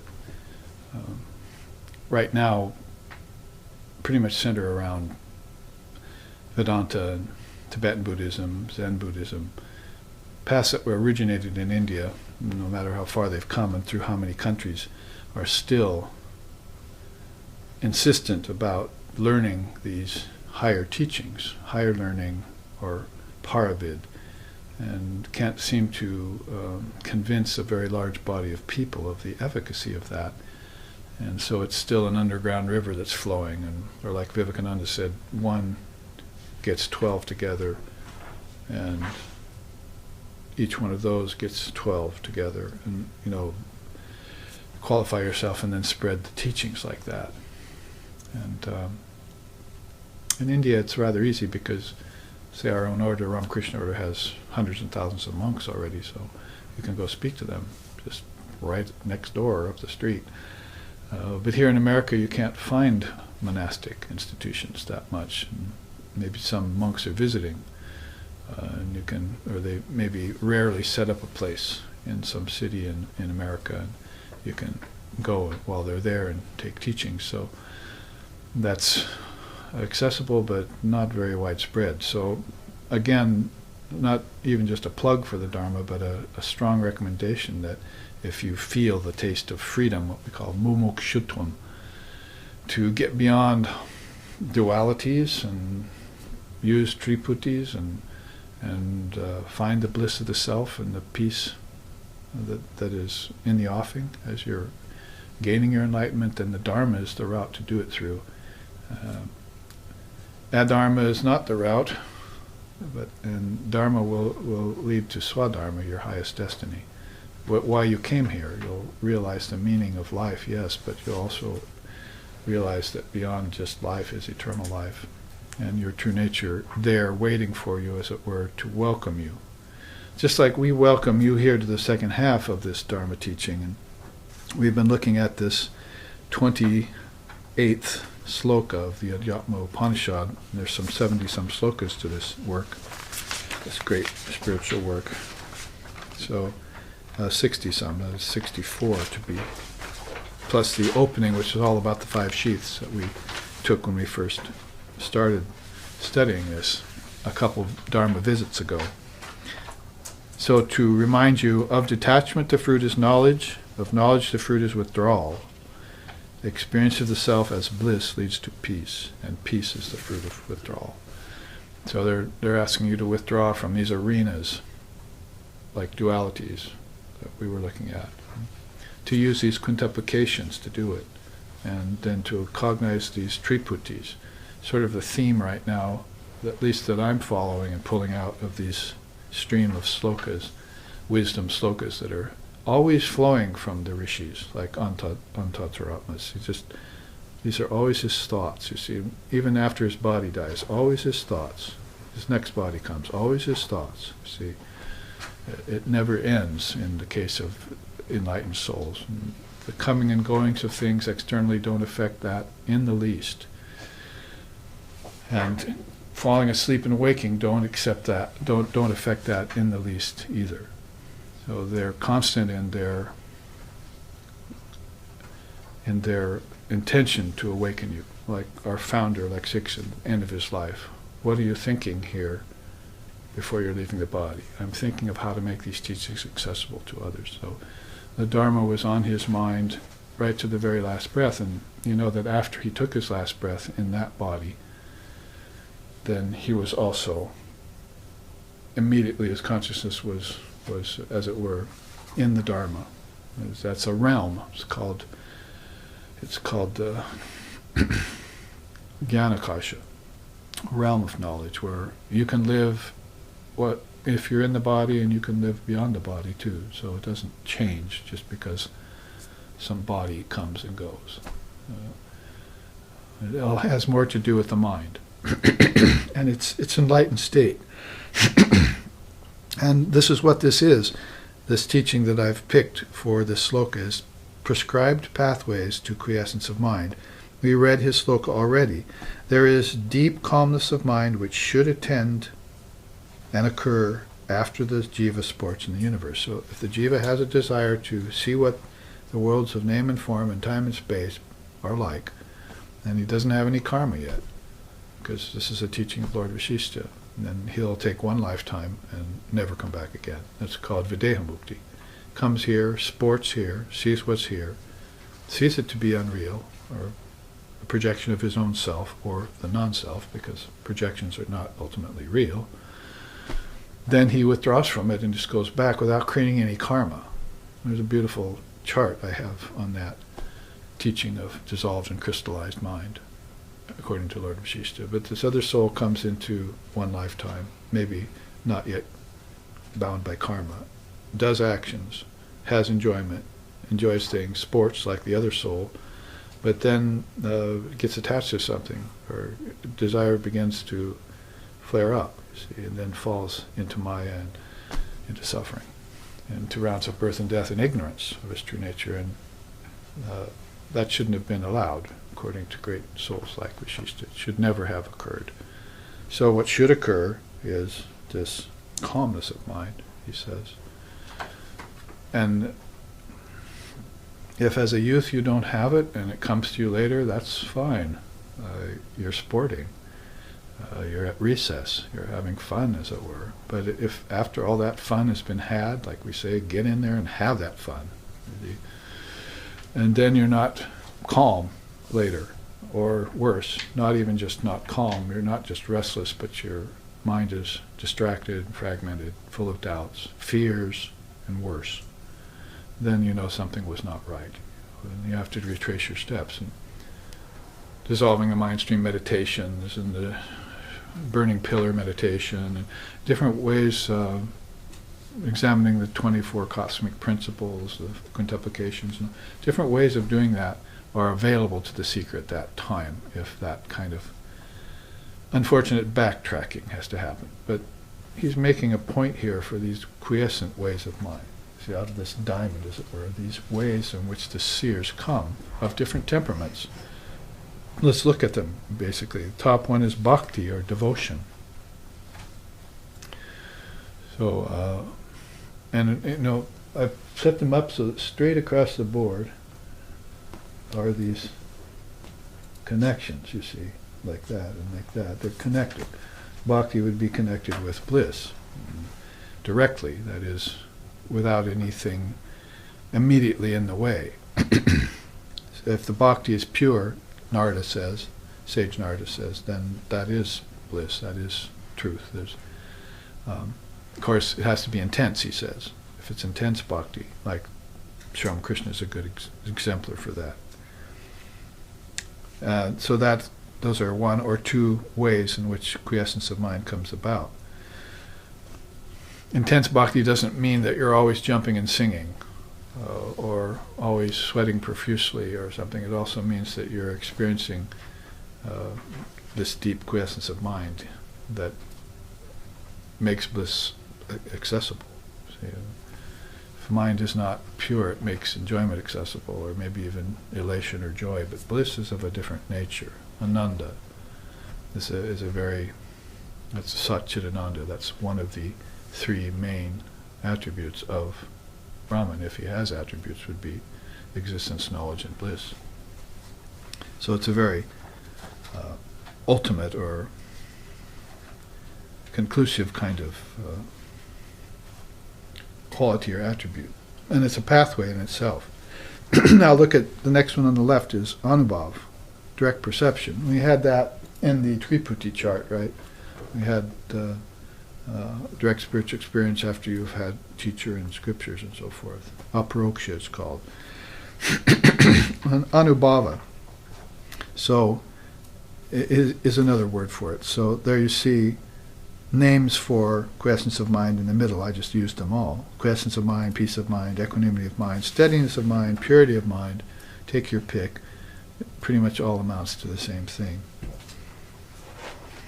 You need peace of mind first and foremost. I could have put that quote here on this chart. Maybe I will in the future. From Shisharda Devi, the Holy Mother. Across on the other side is Jnanam. Wisdom about Atman and Maya. Well, before we leave Anubhava, you can see it sort of connects straight through to self-inquiry, right? In order to get direct perception, you're going to have to do some inquiry about the nature of the self, or Atma Vichara. So it's a pathway or a road in Advaita Vedanta particularly that is far and beyond the best path you could take in Advaita Vedanta is Atma Vichara. It cuts straight to the very point of everything, cuts away everything extraneous and gets you right to who am I, is the famous question. But you have to follow up who am I with I am that. It has to become a confirmation of that, not just a question that you ask. And when you ask the question, who am I, you should have known what you are not. See? So in order to know who you are, you have to know what you're not.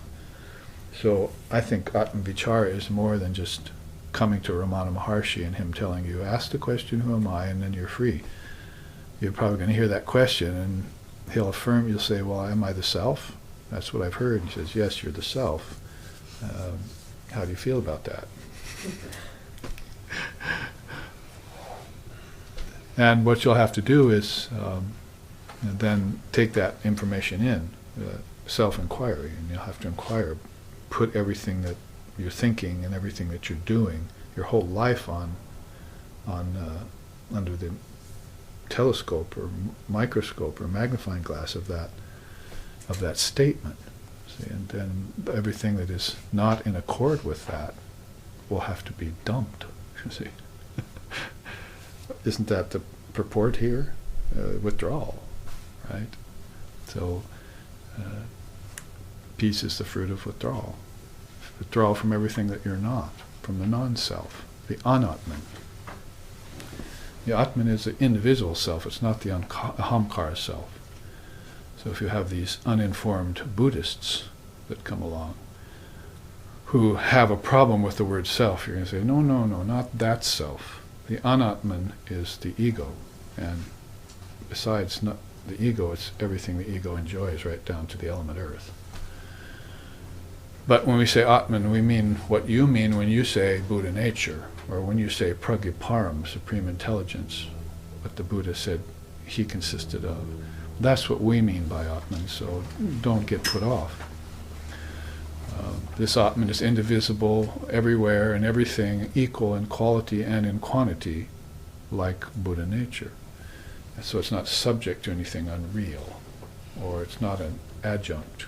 See, all adjuncts are actually trying to cover it. But that is this point of who am I. That is the self. That is Buddha nature. Atman, Paramatman, one with Brahman. If we went over to Jnanam side then, wisdom about Atman and Maya, you can see how it's going to be pretty much dependent on Chitta Nirodha, which is another path that Vasishtha recommends highly, is to destroy the vibrations of the mind. Probably the yoga systems of Patanjali and so forth borrowed very heavily. In fact, could be that Vasishtha was Patanjali is an incarnation of Vasishtha.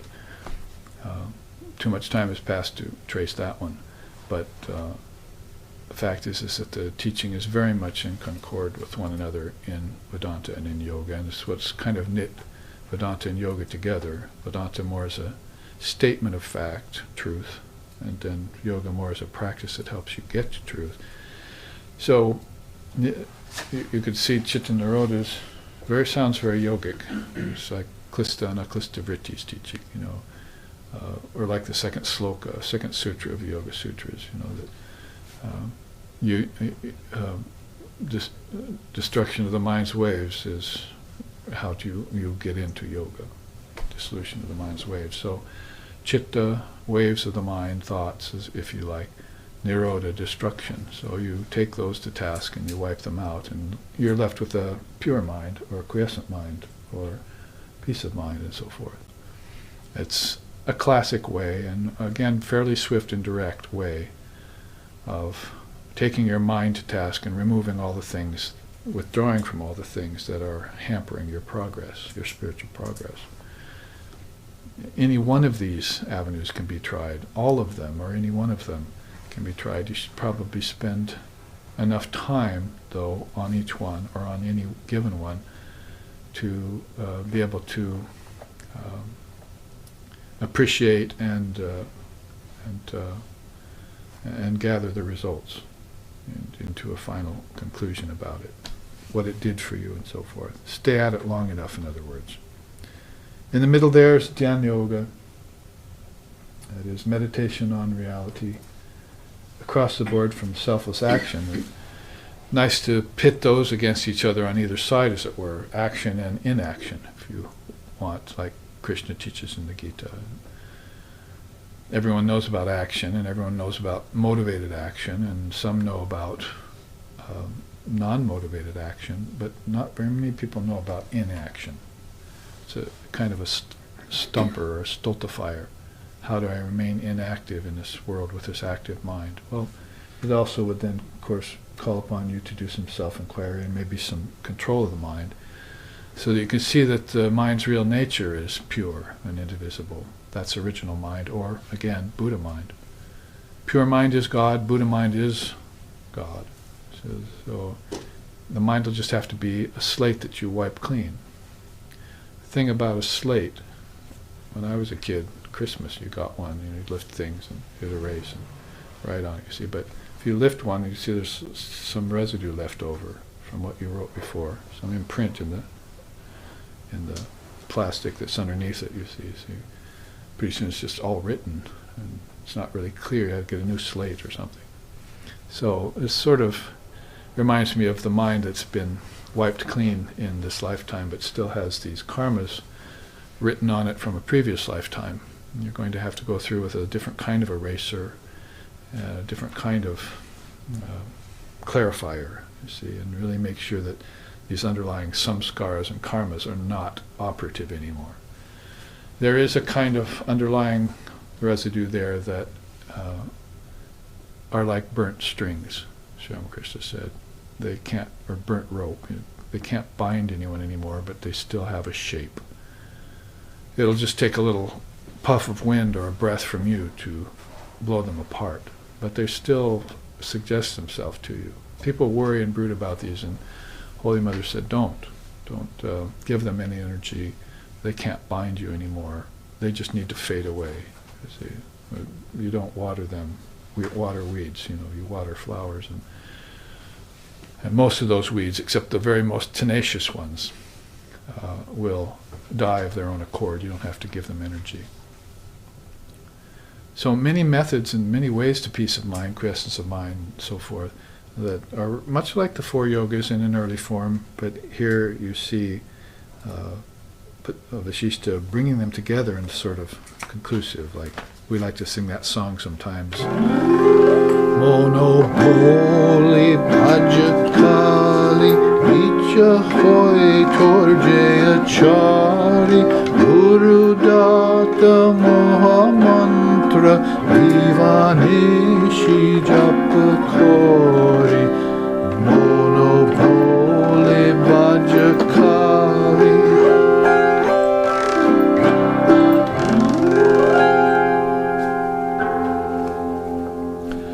That is, O mind, playful mind, if you want to be that sporting mind, meditate on the mystery of Kali, Kali, Kali, using any method of worship you please. Or simply breathe day and night her holy name as the living seed of transforming power, planted by the Guru in your heart. Consider the act of lying down to sleep as devoted offering to her. And allow your dreams to become radiant meditations on the Mother. As you wander through countryside or city, feel that you are moving through Mother Kali. Like the forest would be her hair and so forth. All sounds you hear are her natural mantras, repeating spontaneously as the whole world worships her.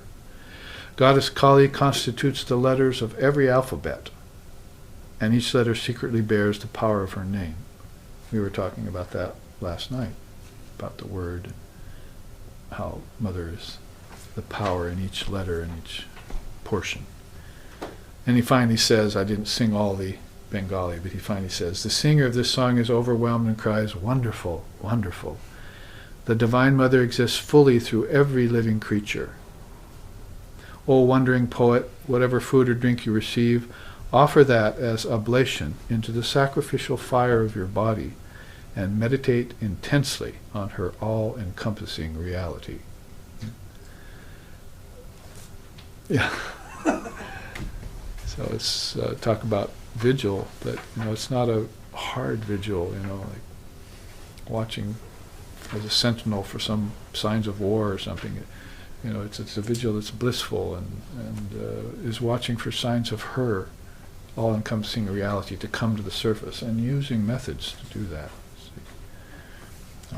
Very beautiful. For instance, I was thinking if you were to follow this path of bhakti, devotion, and ananda, you might sing a different tune. Chintaya mama manasa hari chidgana niranjana Chintaya mama manasa hari chidgana niranjana Kivanupama bhati mohana murati vakata hridaya ranjana Kivanupama bhati mohana murati vakata hridaya ranjana Chintaya mama manasa hari chidgana niranjana. Manasa is still talking about the mind, isn't he? Because the mind is everything.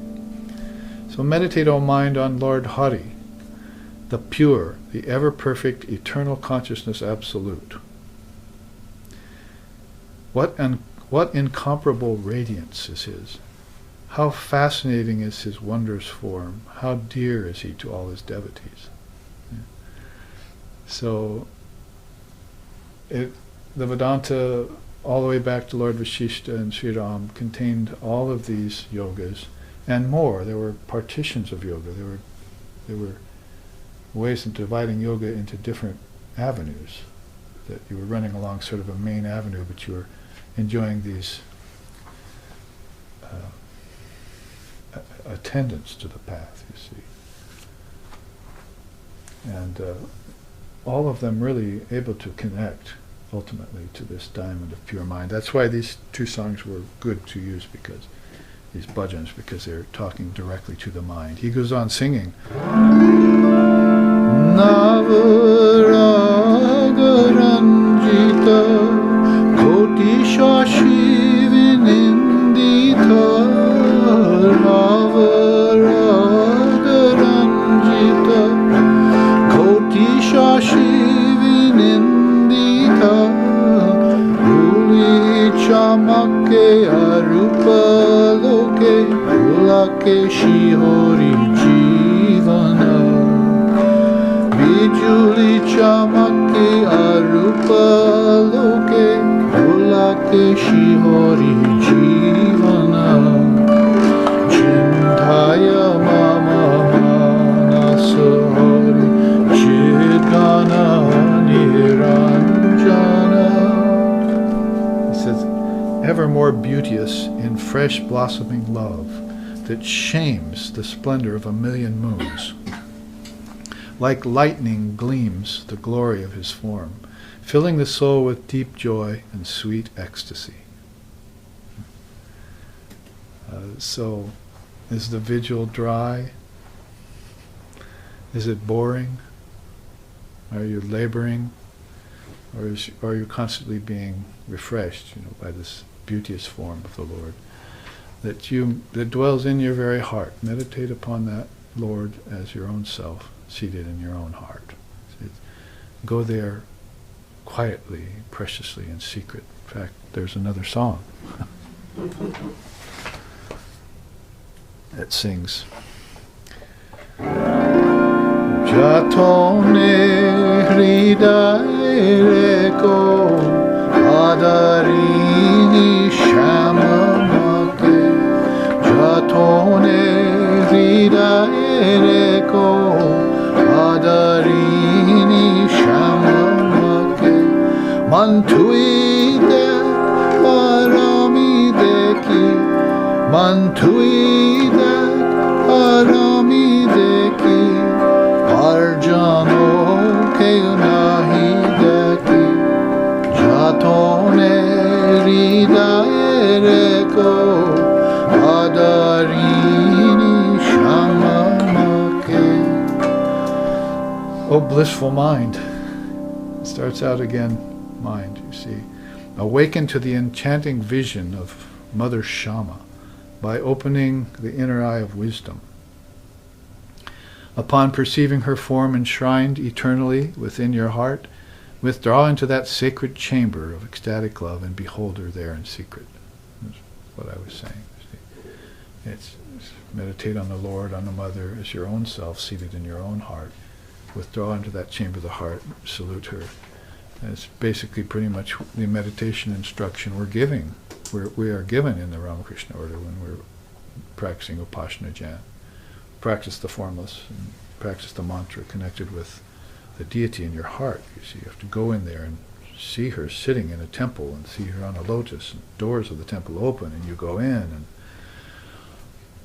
you've created all sorts of other fantasies of questionable consistency in your life. Why not do this one fantasy?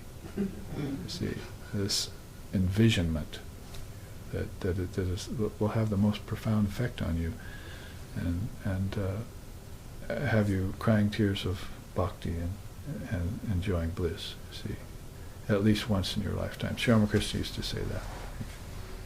You cry jugs and tears for family and money and so forth, friends, fair weather friends. But why don't you just cry one tear for God? He'd say. People would ask him, even in India, in his time, because he was in India, you see, his lifetime, 1800s, and they'd ask him, what is the way, sir? And he'd say, yearning. If he looked at you and seen that you had forgotten all your wherewithal, all of what's in you, and you were a victim of Maya right now and forgetfulness, then he would say, then yearn. Cry one sincere tear of God. Ask the Divine Mother to come to your aid, you see. And that may be a salvation of a type if it's successful, but it can lead to liberation. Mother gives the four fruits, right? Dharma, Artha, Kama, and moksha. So moksha is a freedom that's always at hand, but that you've just forgotten about. It's not something you attain, something you return to after you've left it in error. Oops, I left home without it. So I said viveka, not visa. Don't leave home without it. So, enough about this, you think? There's many more things to be said about it, but it's an easy study, as I said, and just Vasishta's teaching in this Prakarna, Upashanti Prakarna, that out of the Lord Vasishta, that you can look up for yourself. And he states them all there. I've just gardened and tended them for you. I've gathered them together for you.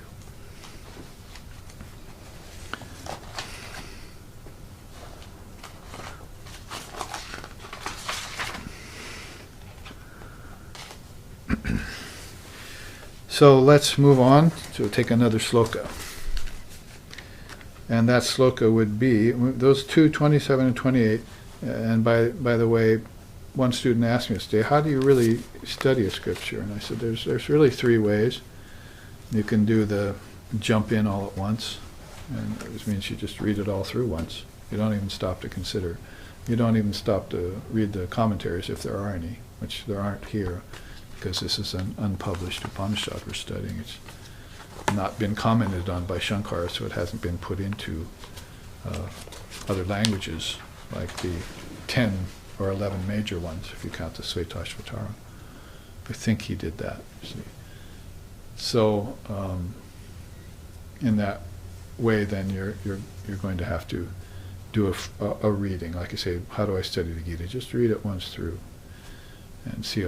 That's kind of just jump into the ocean. And then you go back and you read it, and you've got that old-fashioned way of just taking one sloka a day, sitting for a half hour with it or for 15 minutes and contemplating it, so you don't just read it again just to say I've read it twice. And I still can't remember a word of it. Because you will leave her today, and if I were to come up in the street in a couple hours and say, what slokas did we study together today? Sort of be like the sloth in Zootopia. What number slokas did we study, and how many, and so forth. So the mind tends to forget, so it needs to be reminded again and again of these most important things until it's run a groove. See, it's going back to its old groove of money and house and family and life and problems and solutions, and probably not even using the triputis on those. It's just suffering the dualities.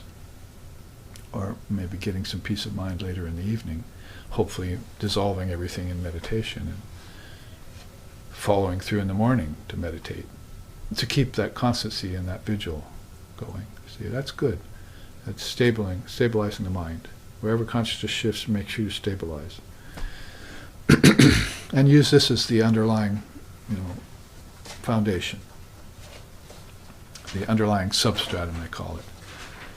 But the third way of meditating on the scriptures is to take several, and you have to follow the thinking of the particular rishi. If we were to go back here, and mine are marked, then for instance I have 21 through 25 is one thought. You see, one thought.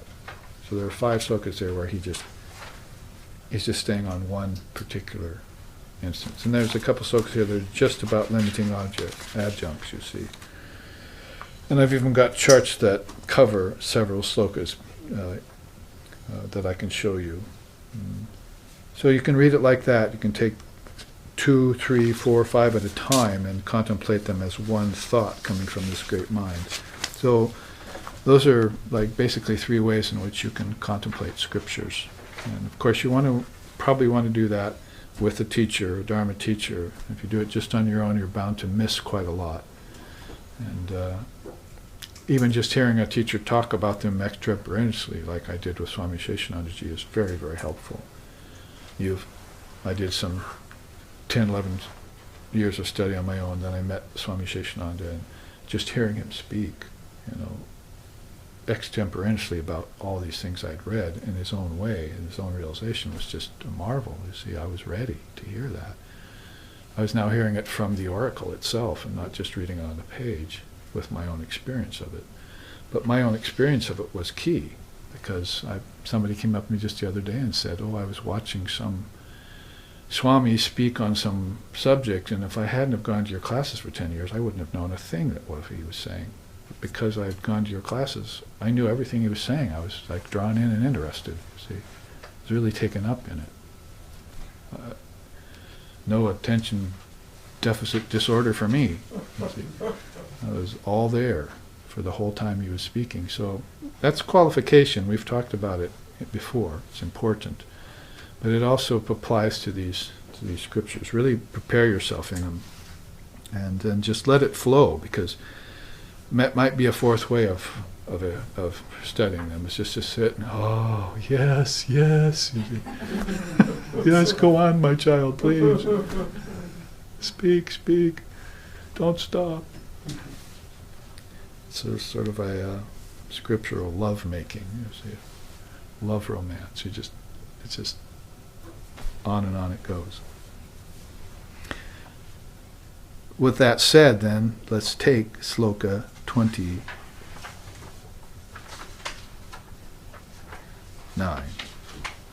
But, yes, this will work. Without the consequent states, the precedent ones are fruitless. Indeed. Cessation is supreme satisfaction. Matchless bliss is spontaneous. That's pretty much what I just said. Getting ahead without even knowing it. Cessation of vibration is bliss, you see. That is, to have the mind stop thinking, especially at a certain part of one's life, is just very blissful. And it's peaceful, at least. And we just found that peace will lead to bliss. See, so find some way in which to make the mind stop and be quiet, gain it back its quiescent quality. And I have it here. It's better here.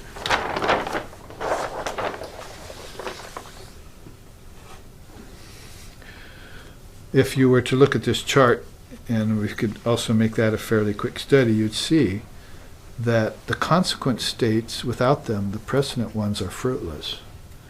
So I've often, what it makes me think of is people trying to meditate on the formless Brahman or going into 30 days of retreat before they've even been qualified to understand a word of Sanskrit, or some of the non-dual axioms, or even some of the qualified non-dualistic teachings, and they jump right into this fray, you see. I'm going to be spiritual now. I've got these big eyes, but stomach the size of a marble, spiritually speaking. And so they're just going to blow their mind out of the water. And it might take a long time for that to come back to them. See, so I've just been telling people, just do your hour meditation a day. You don't have to meditate hours a day. Just do it on something specific that you've been guided in. And just let that process move on and whittle away at the ignorance and take it out of your mind eventually for good. There won't be any residue, later when you do that thorough kind of inspection. And if you do something like Atma Vichara or something at that point, then it's going to be effective. And people are doing Atma Vichara and asking, who am I, who am I, who am I, who am I, beginning to sound like an owl, like a barn owl. See? Who, and nothing ever happens.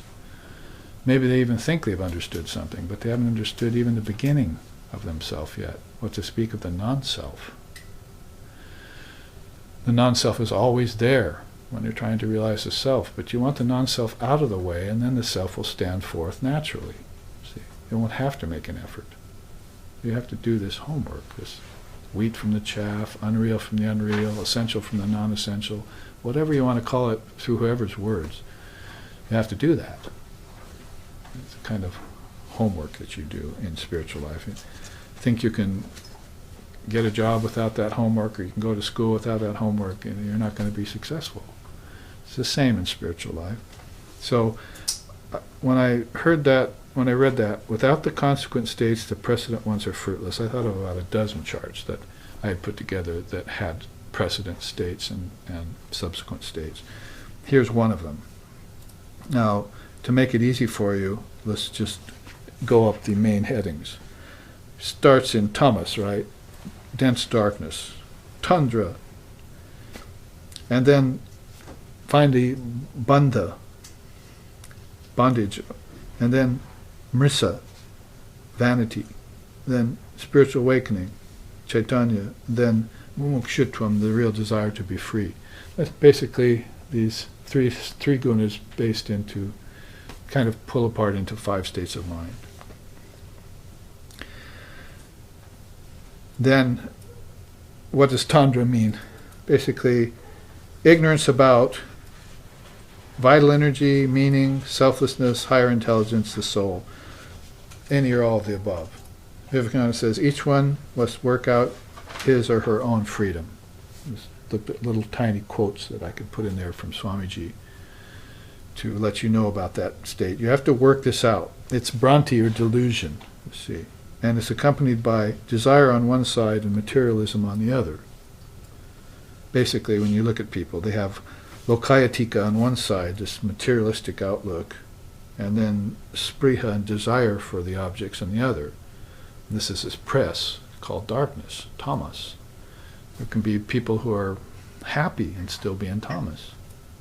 You don't understand the 3 gunas, I guess, you see.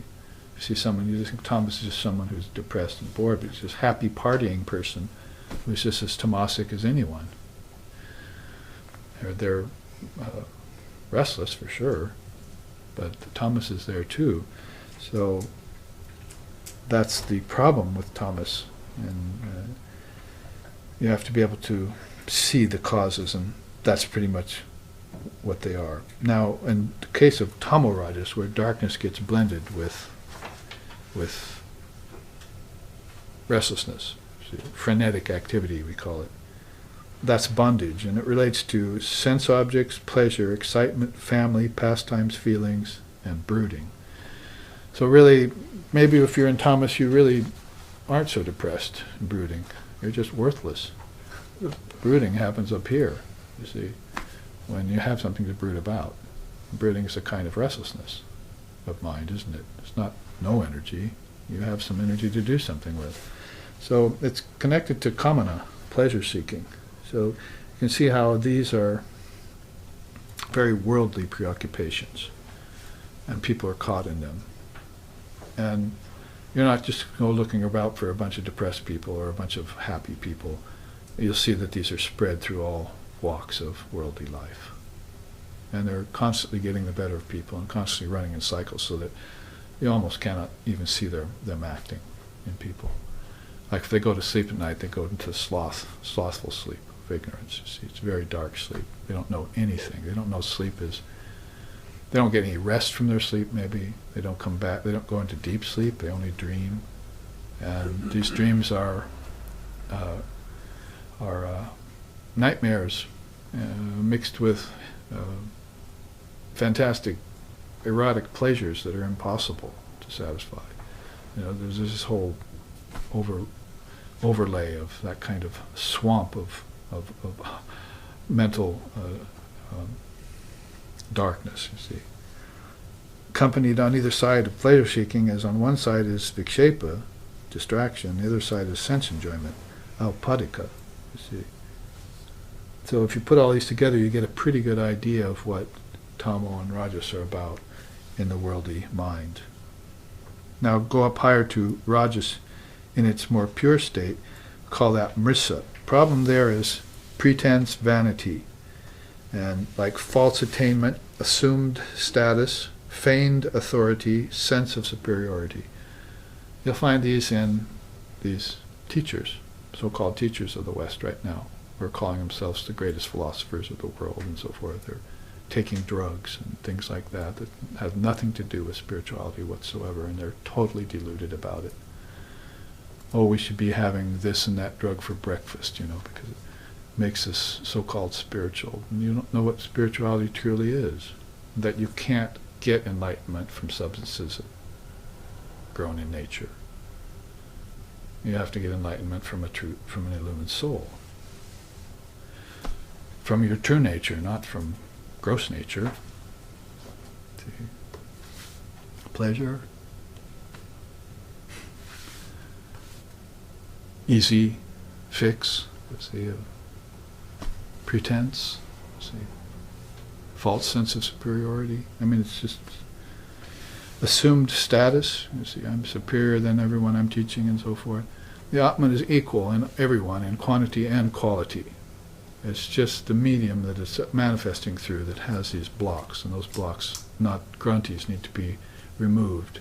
And they can be removed by different authentic, genuine methods that don't have anything to do with nature which you're trying to transcend. Both manifested and unmanifested, the seeds of desire and the objects themselves of desire.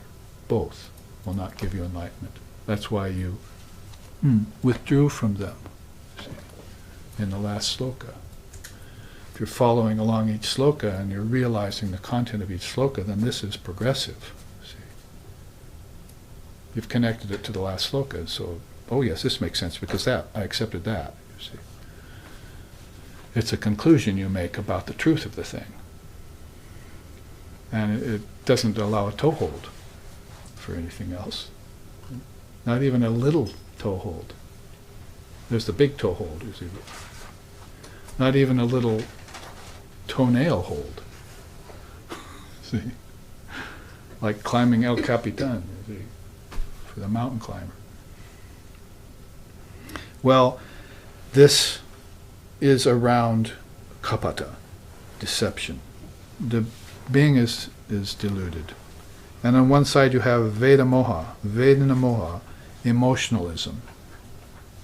This is where this comes in our culture, this sensationalism, emotionalism, which is such a problem now for most people. And on the other side, udasina, indifference. They have no real care for their true nature. They're just throwing it to the four winds and doing what they like without any real authority. It's all assumed authority or feigned authority, and therefore it's careless. Rajas tends to make you careless like that. Moving along, it's not a real hard study, but actually the quotes here around Tamil Rajas, I didn't want to pass them up. Advancement towards liberation is freedom. It's the worthiest gain of mankind, he says. That's Vivekananda. Advancement towards liberation is freedom, and it's the worthiest gain of mankind. Under Rajas, rather, he says, those social rules that stand in the way of freedom are injurious. So, beginning to get beyond what's called mundane human convention and religious convention and social conventions, all of those begin to seem hollow to you, and they seem like bondages, and bondages which are still pursuing you from this Tamil Rajas, you see, bandha. So now there's this need for sincerity, let's call it that. Insincerity is beginning to be tested, and if you fail, if a certain being fails that test, then they just fall constantly.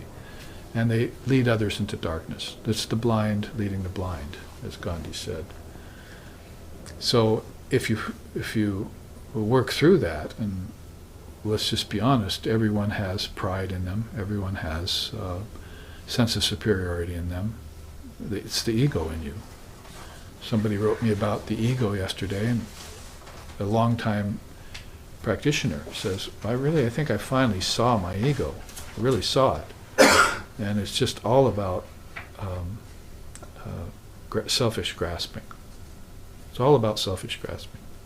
Everything it wants to take to itself, and it won't let go. And he was really shocked to see it. So, renounce it quick. Get over it. Get beyond it. Deflate it. Do something. So, once you get a view of it like that, then you want to replace it. You see it's a usurper on the throne of reality, and it's a masquerader, and you want to replace it with the true article, genuine divine article, which is the Atman, not the Anatman, the self, not the non-self.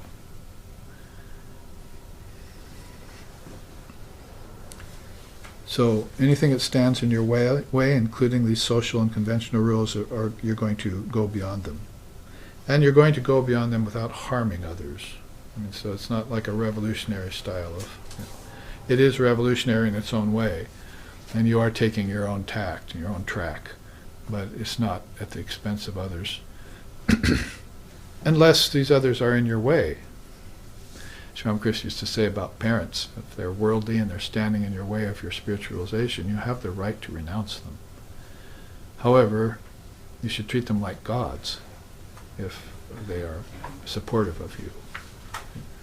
So it's like Christ saying, I've not come to bring peace, I've come to bring a sword. And with the sword I'll separate father from son and mother from daughter. That teaching has been current for 2,500 years then, amongst society.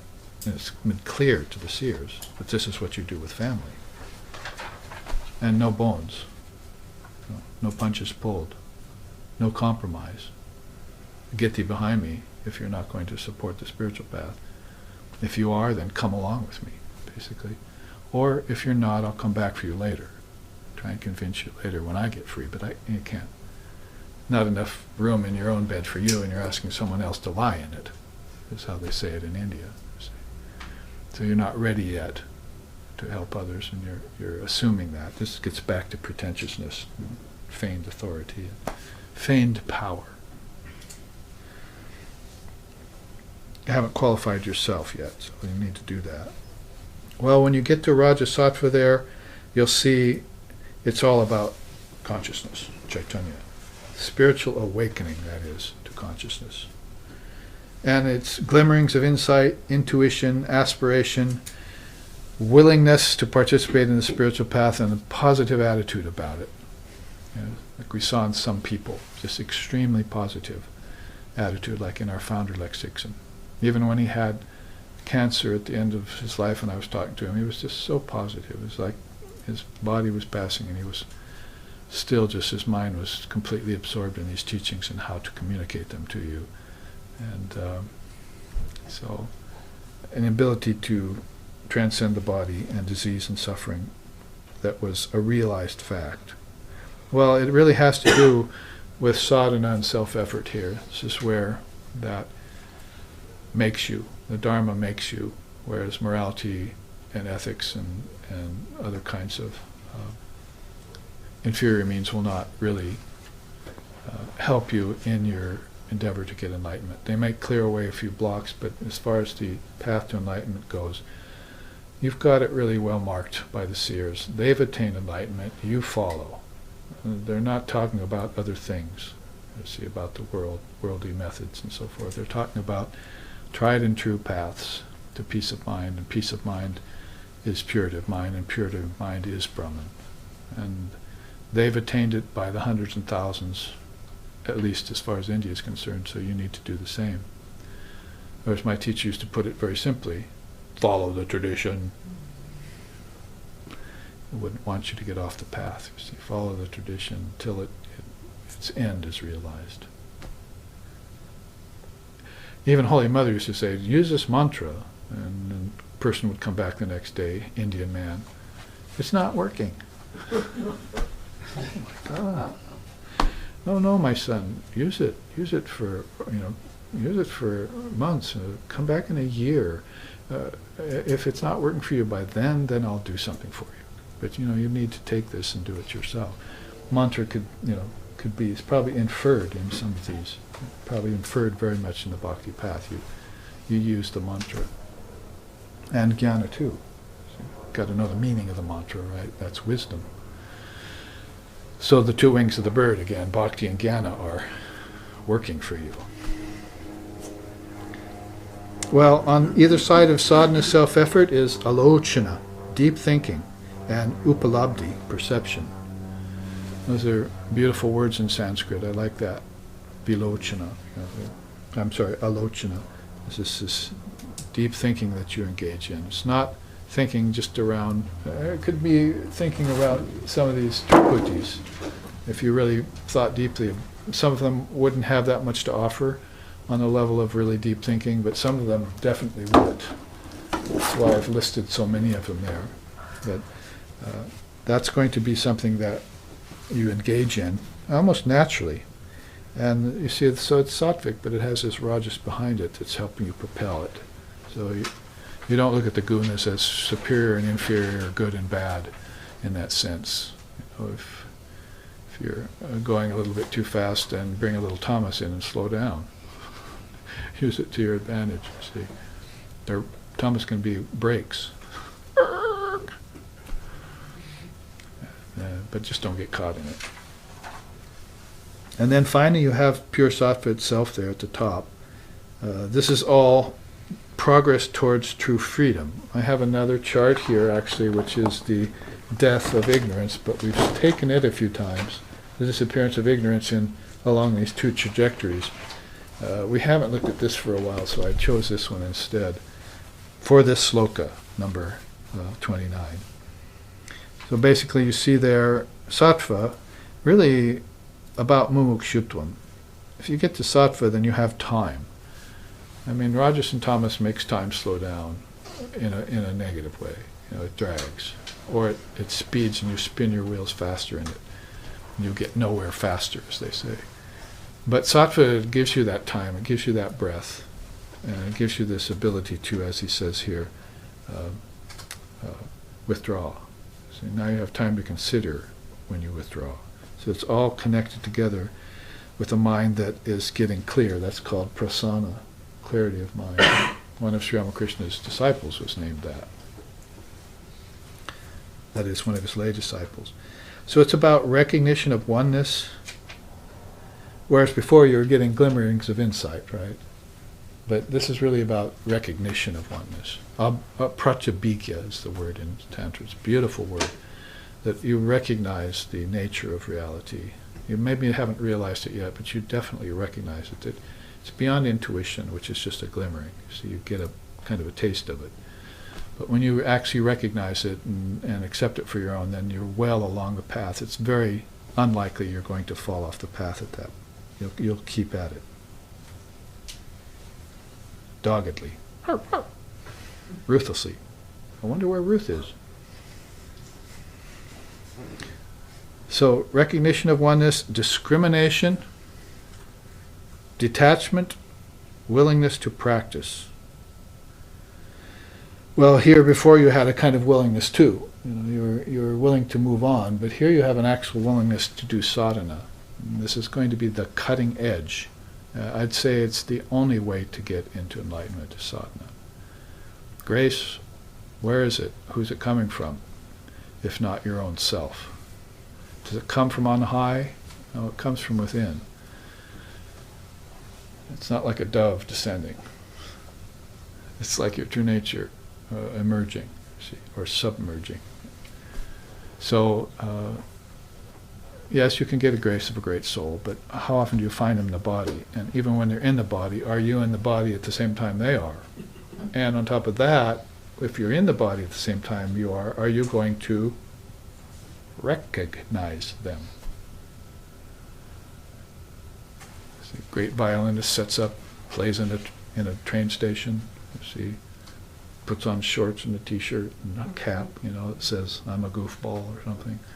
So he starts playing a violin, best violin in the world, and nobody comes to listen. Public walks right by him. Jesus sets up a soapbox in the streets, starts preaching the highest truth. People walk right by him. Christians walk right by him. See? Think he's a loony. Call them in the white coats. See? Recognition is precious, but recognition only belongs to those beings who are jewelers of the diamond. See? Not restless mind, tamasic mind will never recognize greatness. See? You have to take any of these kinds of mind will recognize true greatness, and they will recognize true greatness even in the face of others who are denying it. See? That's why the scriptures say, praise and blame, I have none. See? Praise or praised and blame or blamed are one. See, that's me.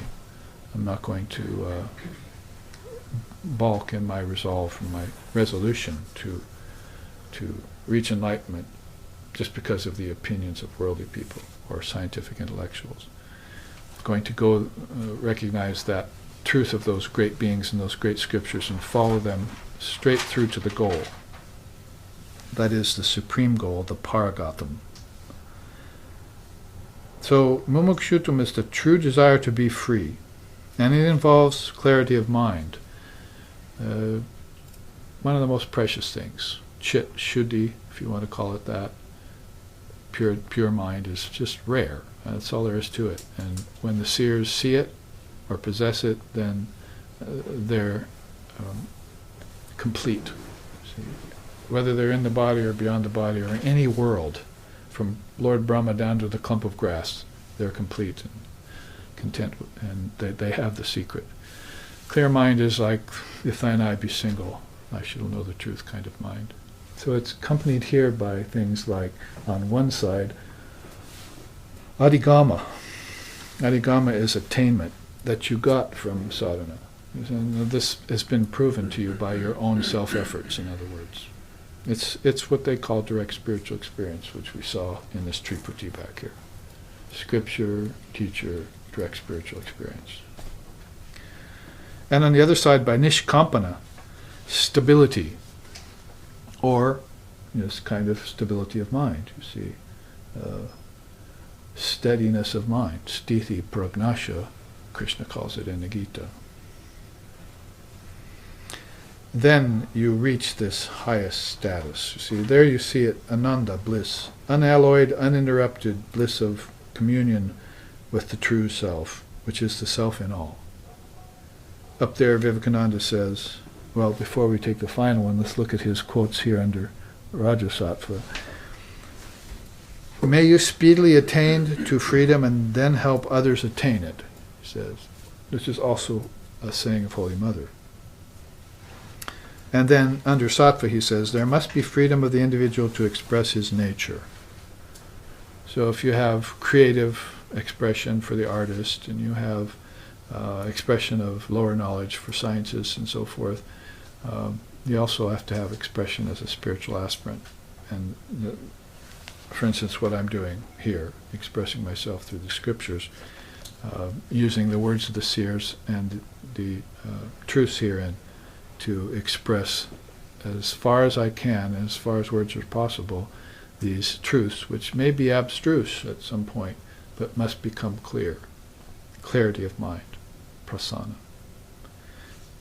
Up at the top he says, liberation, freedom, mukti is all my religion, and everything that tries to curb it I will avoid by flight or fight.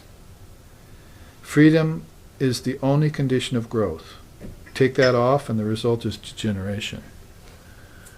So this is where these beautiful Swami Vivekananda isms are coming from. You see, we see them now on posters and cards and on the computer, and 150th year centenary celebration he just passed for him.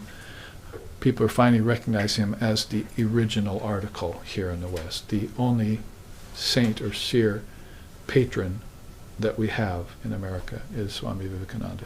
He's come on the scene. It's taken us a while to recognize him, but when you hear about him, you say,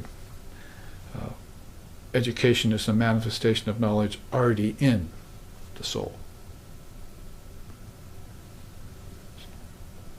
Religion is the expression of divinity already in the soul. See? So he's looking from the inside out, or from non-duality out to these stages and steps which people are occupying, all the way down to the suffering and the fallen and lowly ones. So anytime you read anything about him, and you can, there's called the complete works of Swami Vivekananda. He didn't write them. They're just taken down, most of them, by all the lectures and discourses he gave, by stenographers and people that were with him when he was here in his 2 visits in the late 1800s and early 1900s. So you'll read these volumes, and his letters too are very good, letters written from people to people, and you'll avail yourself of this, some of the facets of this great, great mind. Ask Sixon, our founder, about him. He said he was a great, great soul. He looked far away. He was a great, great soul, he told me. And he's been on the scene right here in this tamas, this Tanda Mishra of Western materialism. There he is, bringing light into it to the best of his ability.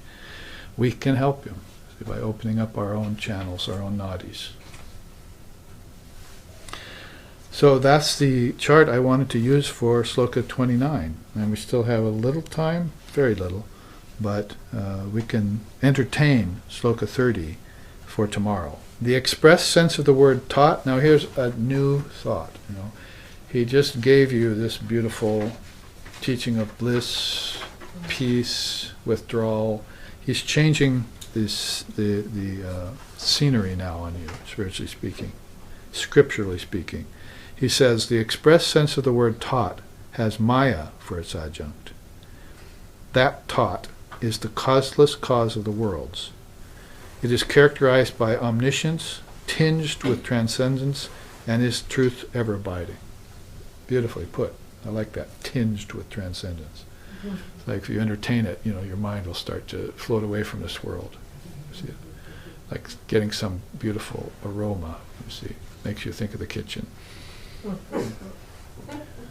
But the kitchen of yoga, he says, where he's got these 4 ingredients brewing there, that tinged with transcendence, it makes your mind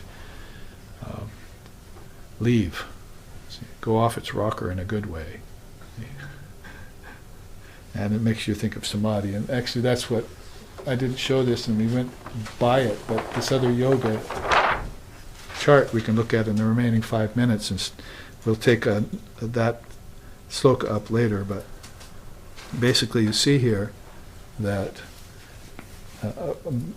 sort of as a conclusion, this is called the seated samadhis of Patanjali, and we mentioned them yesterday, but here they are more fleshed out. 4 of them, but 2 of them have addendums to them. So, let me get my copy up here. You see there, he says, that is Patanjali, the so-called father of yoga. It's an affectionate term. Yoga was there long before, and he was the father of it even back then, probably in his earlier births. But Patanjali says, the wisdom samadhi, sampragata, is of 4 levels. Attended by basic thought, it's called vitarka. Attended by subtle thought, vichara. By sattvic bliss, ananda, and sense of I amness, asmita. Probably hear that and you get talk about little wisps and flavors and so forth, tinged with New Age, what the New Age has borrowed. They like this idea of I amness and I am and so forth. And but I don't think they really have spent much time pondering and understand it yet. Not certainly from the authentic father of union with God, yoga. It's a great title. What are you the father of? Oh, 3 evil children. Sorry. What are you the father of? Oh, I had some, science. They called me. I was the father of physics. See. So, but what are you the father of? Father of yoga. The father of the union of the soul with God. A union that's inseparable to begin with.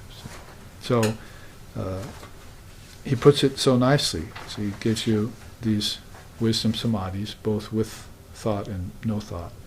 And then he gives you this bliss samadhi, and he gives you this I am samadhi. And it's a very nice way of putting it together, see. And it also gives you a thought that's beyond. Anyway, I'm reading some of the slokas that I've collected here for this chart. You're not seeing them, but he has a way of putting those into a very amazing and easy to understand way. Now, I'm getting signals here that we don't have a lot of time left, but you can see that as far as Sampragata Samadhi goes, there's a Sampragata and there's Sampragata, right? So these are seated, but there is a Samadhi that's transcendent awareness, formless, acognitive is a nice word in English. Sort of like Swami Vivekananda coming along and saying, a-create. I don't even know if that's in the dictionary, but he was one used very late in the 1800s, so creation and so forth was there as an idea, but he said, but Brahman is a-create. Has nothing to do with creation whatsoever. It does not create. And in fact, if you get right down to it, the next teaching would be the mind is the creator. But then you'd have to justify that and say, actually, you can't create something out of nothing. So the mind must be a projector, must be projecting unreal things, and it's also withdrawing them. So there's coming from somewhere. You can't just fashion something out of nothing. It'd be too much like the son of a barren woman, or some silly thing like that, you see.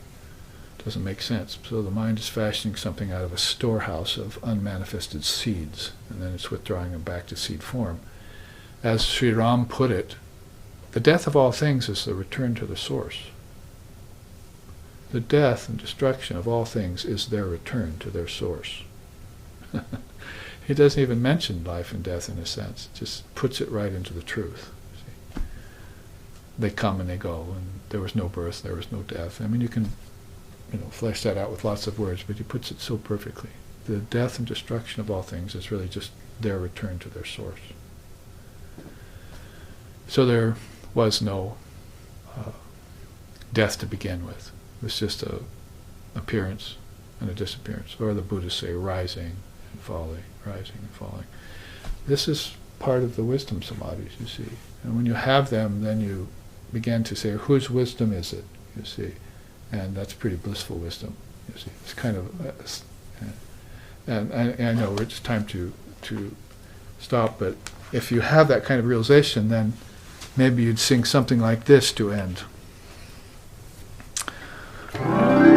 Vichita sahasra karakya sahasra kairaka sahasra karakanute kritu surataraka sangarataraka sangarataraka sindhusute surasa samadhi samadhi samadhi samadhi samadhi satararate Jaya Jaya He Ahisa Mardini Amyaka Hardini Shaya Sute Jaya Jaya He Mahishasura Mardini Amyaka Hardini Shaya Sute Suratha Samadhi Samana Samadhi Samadhi Samadhi Sajatarate Jaya Jaya He Mahishasura Mardini Amyaka Pardini Shaya Sute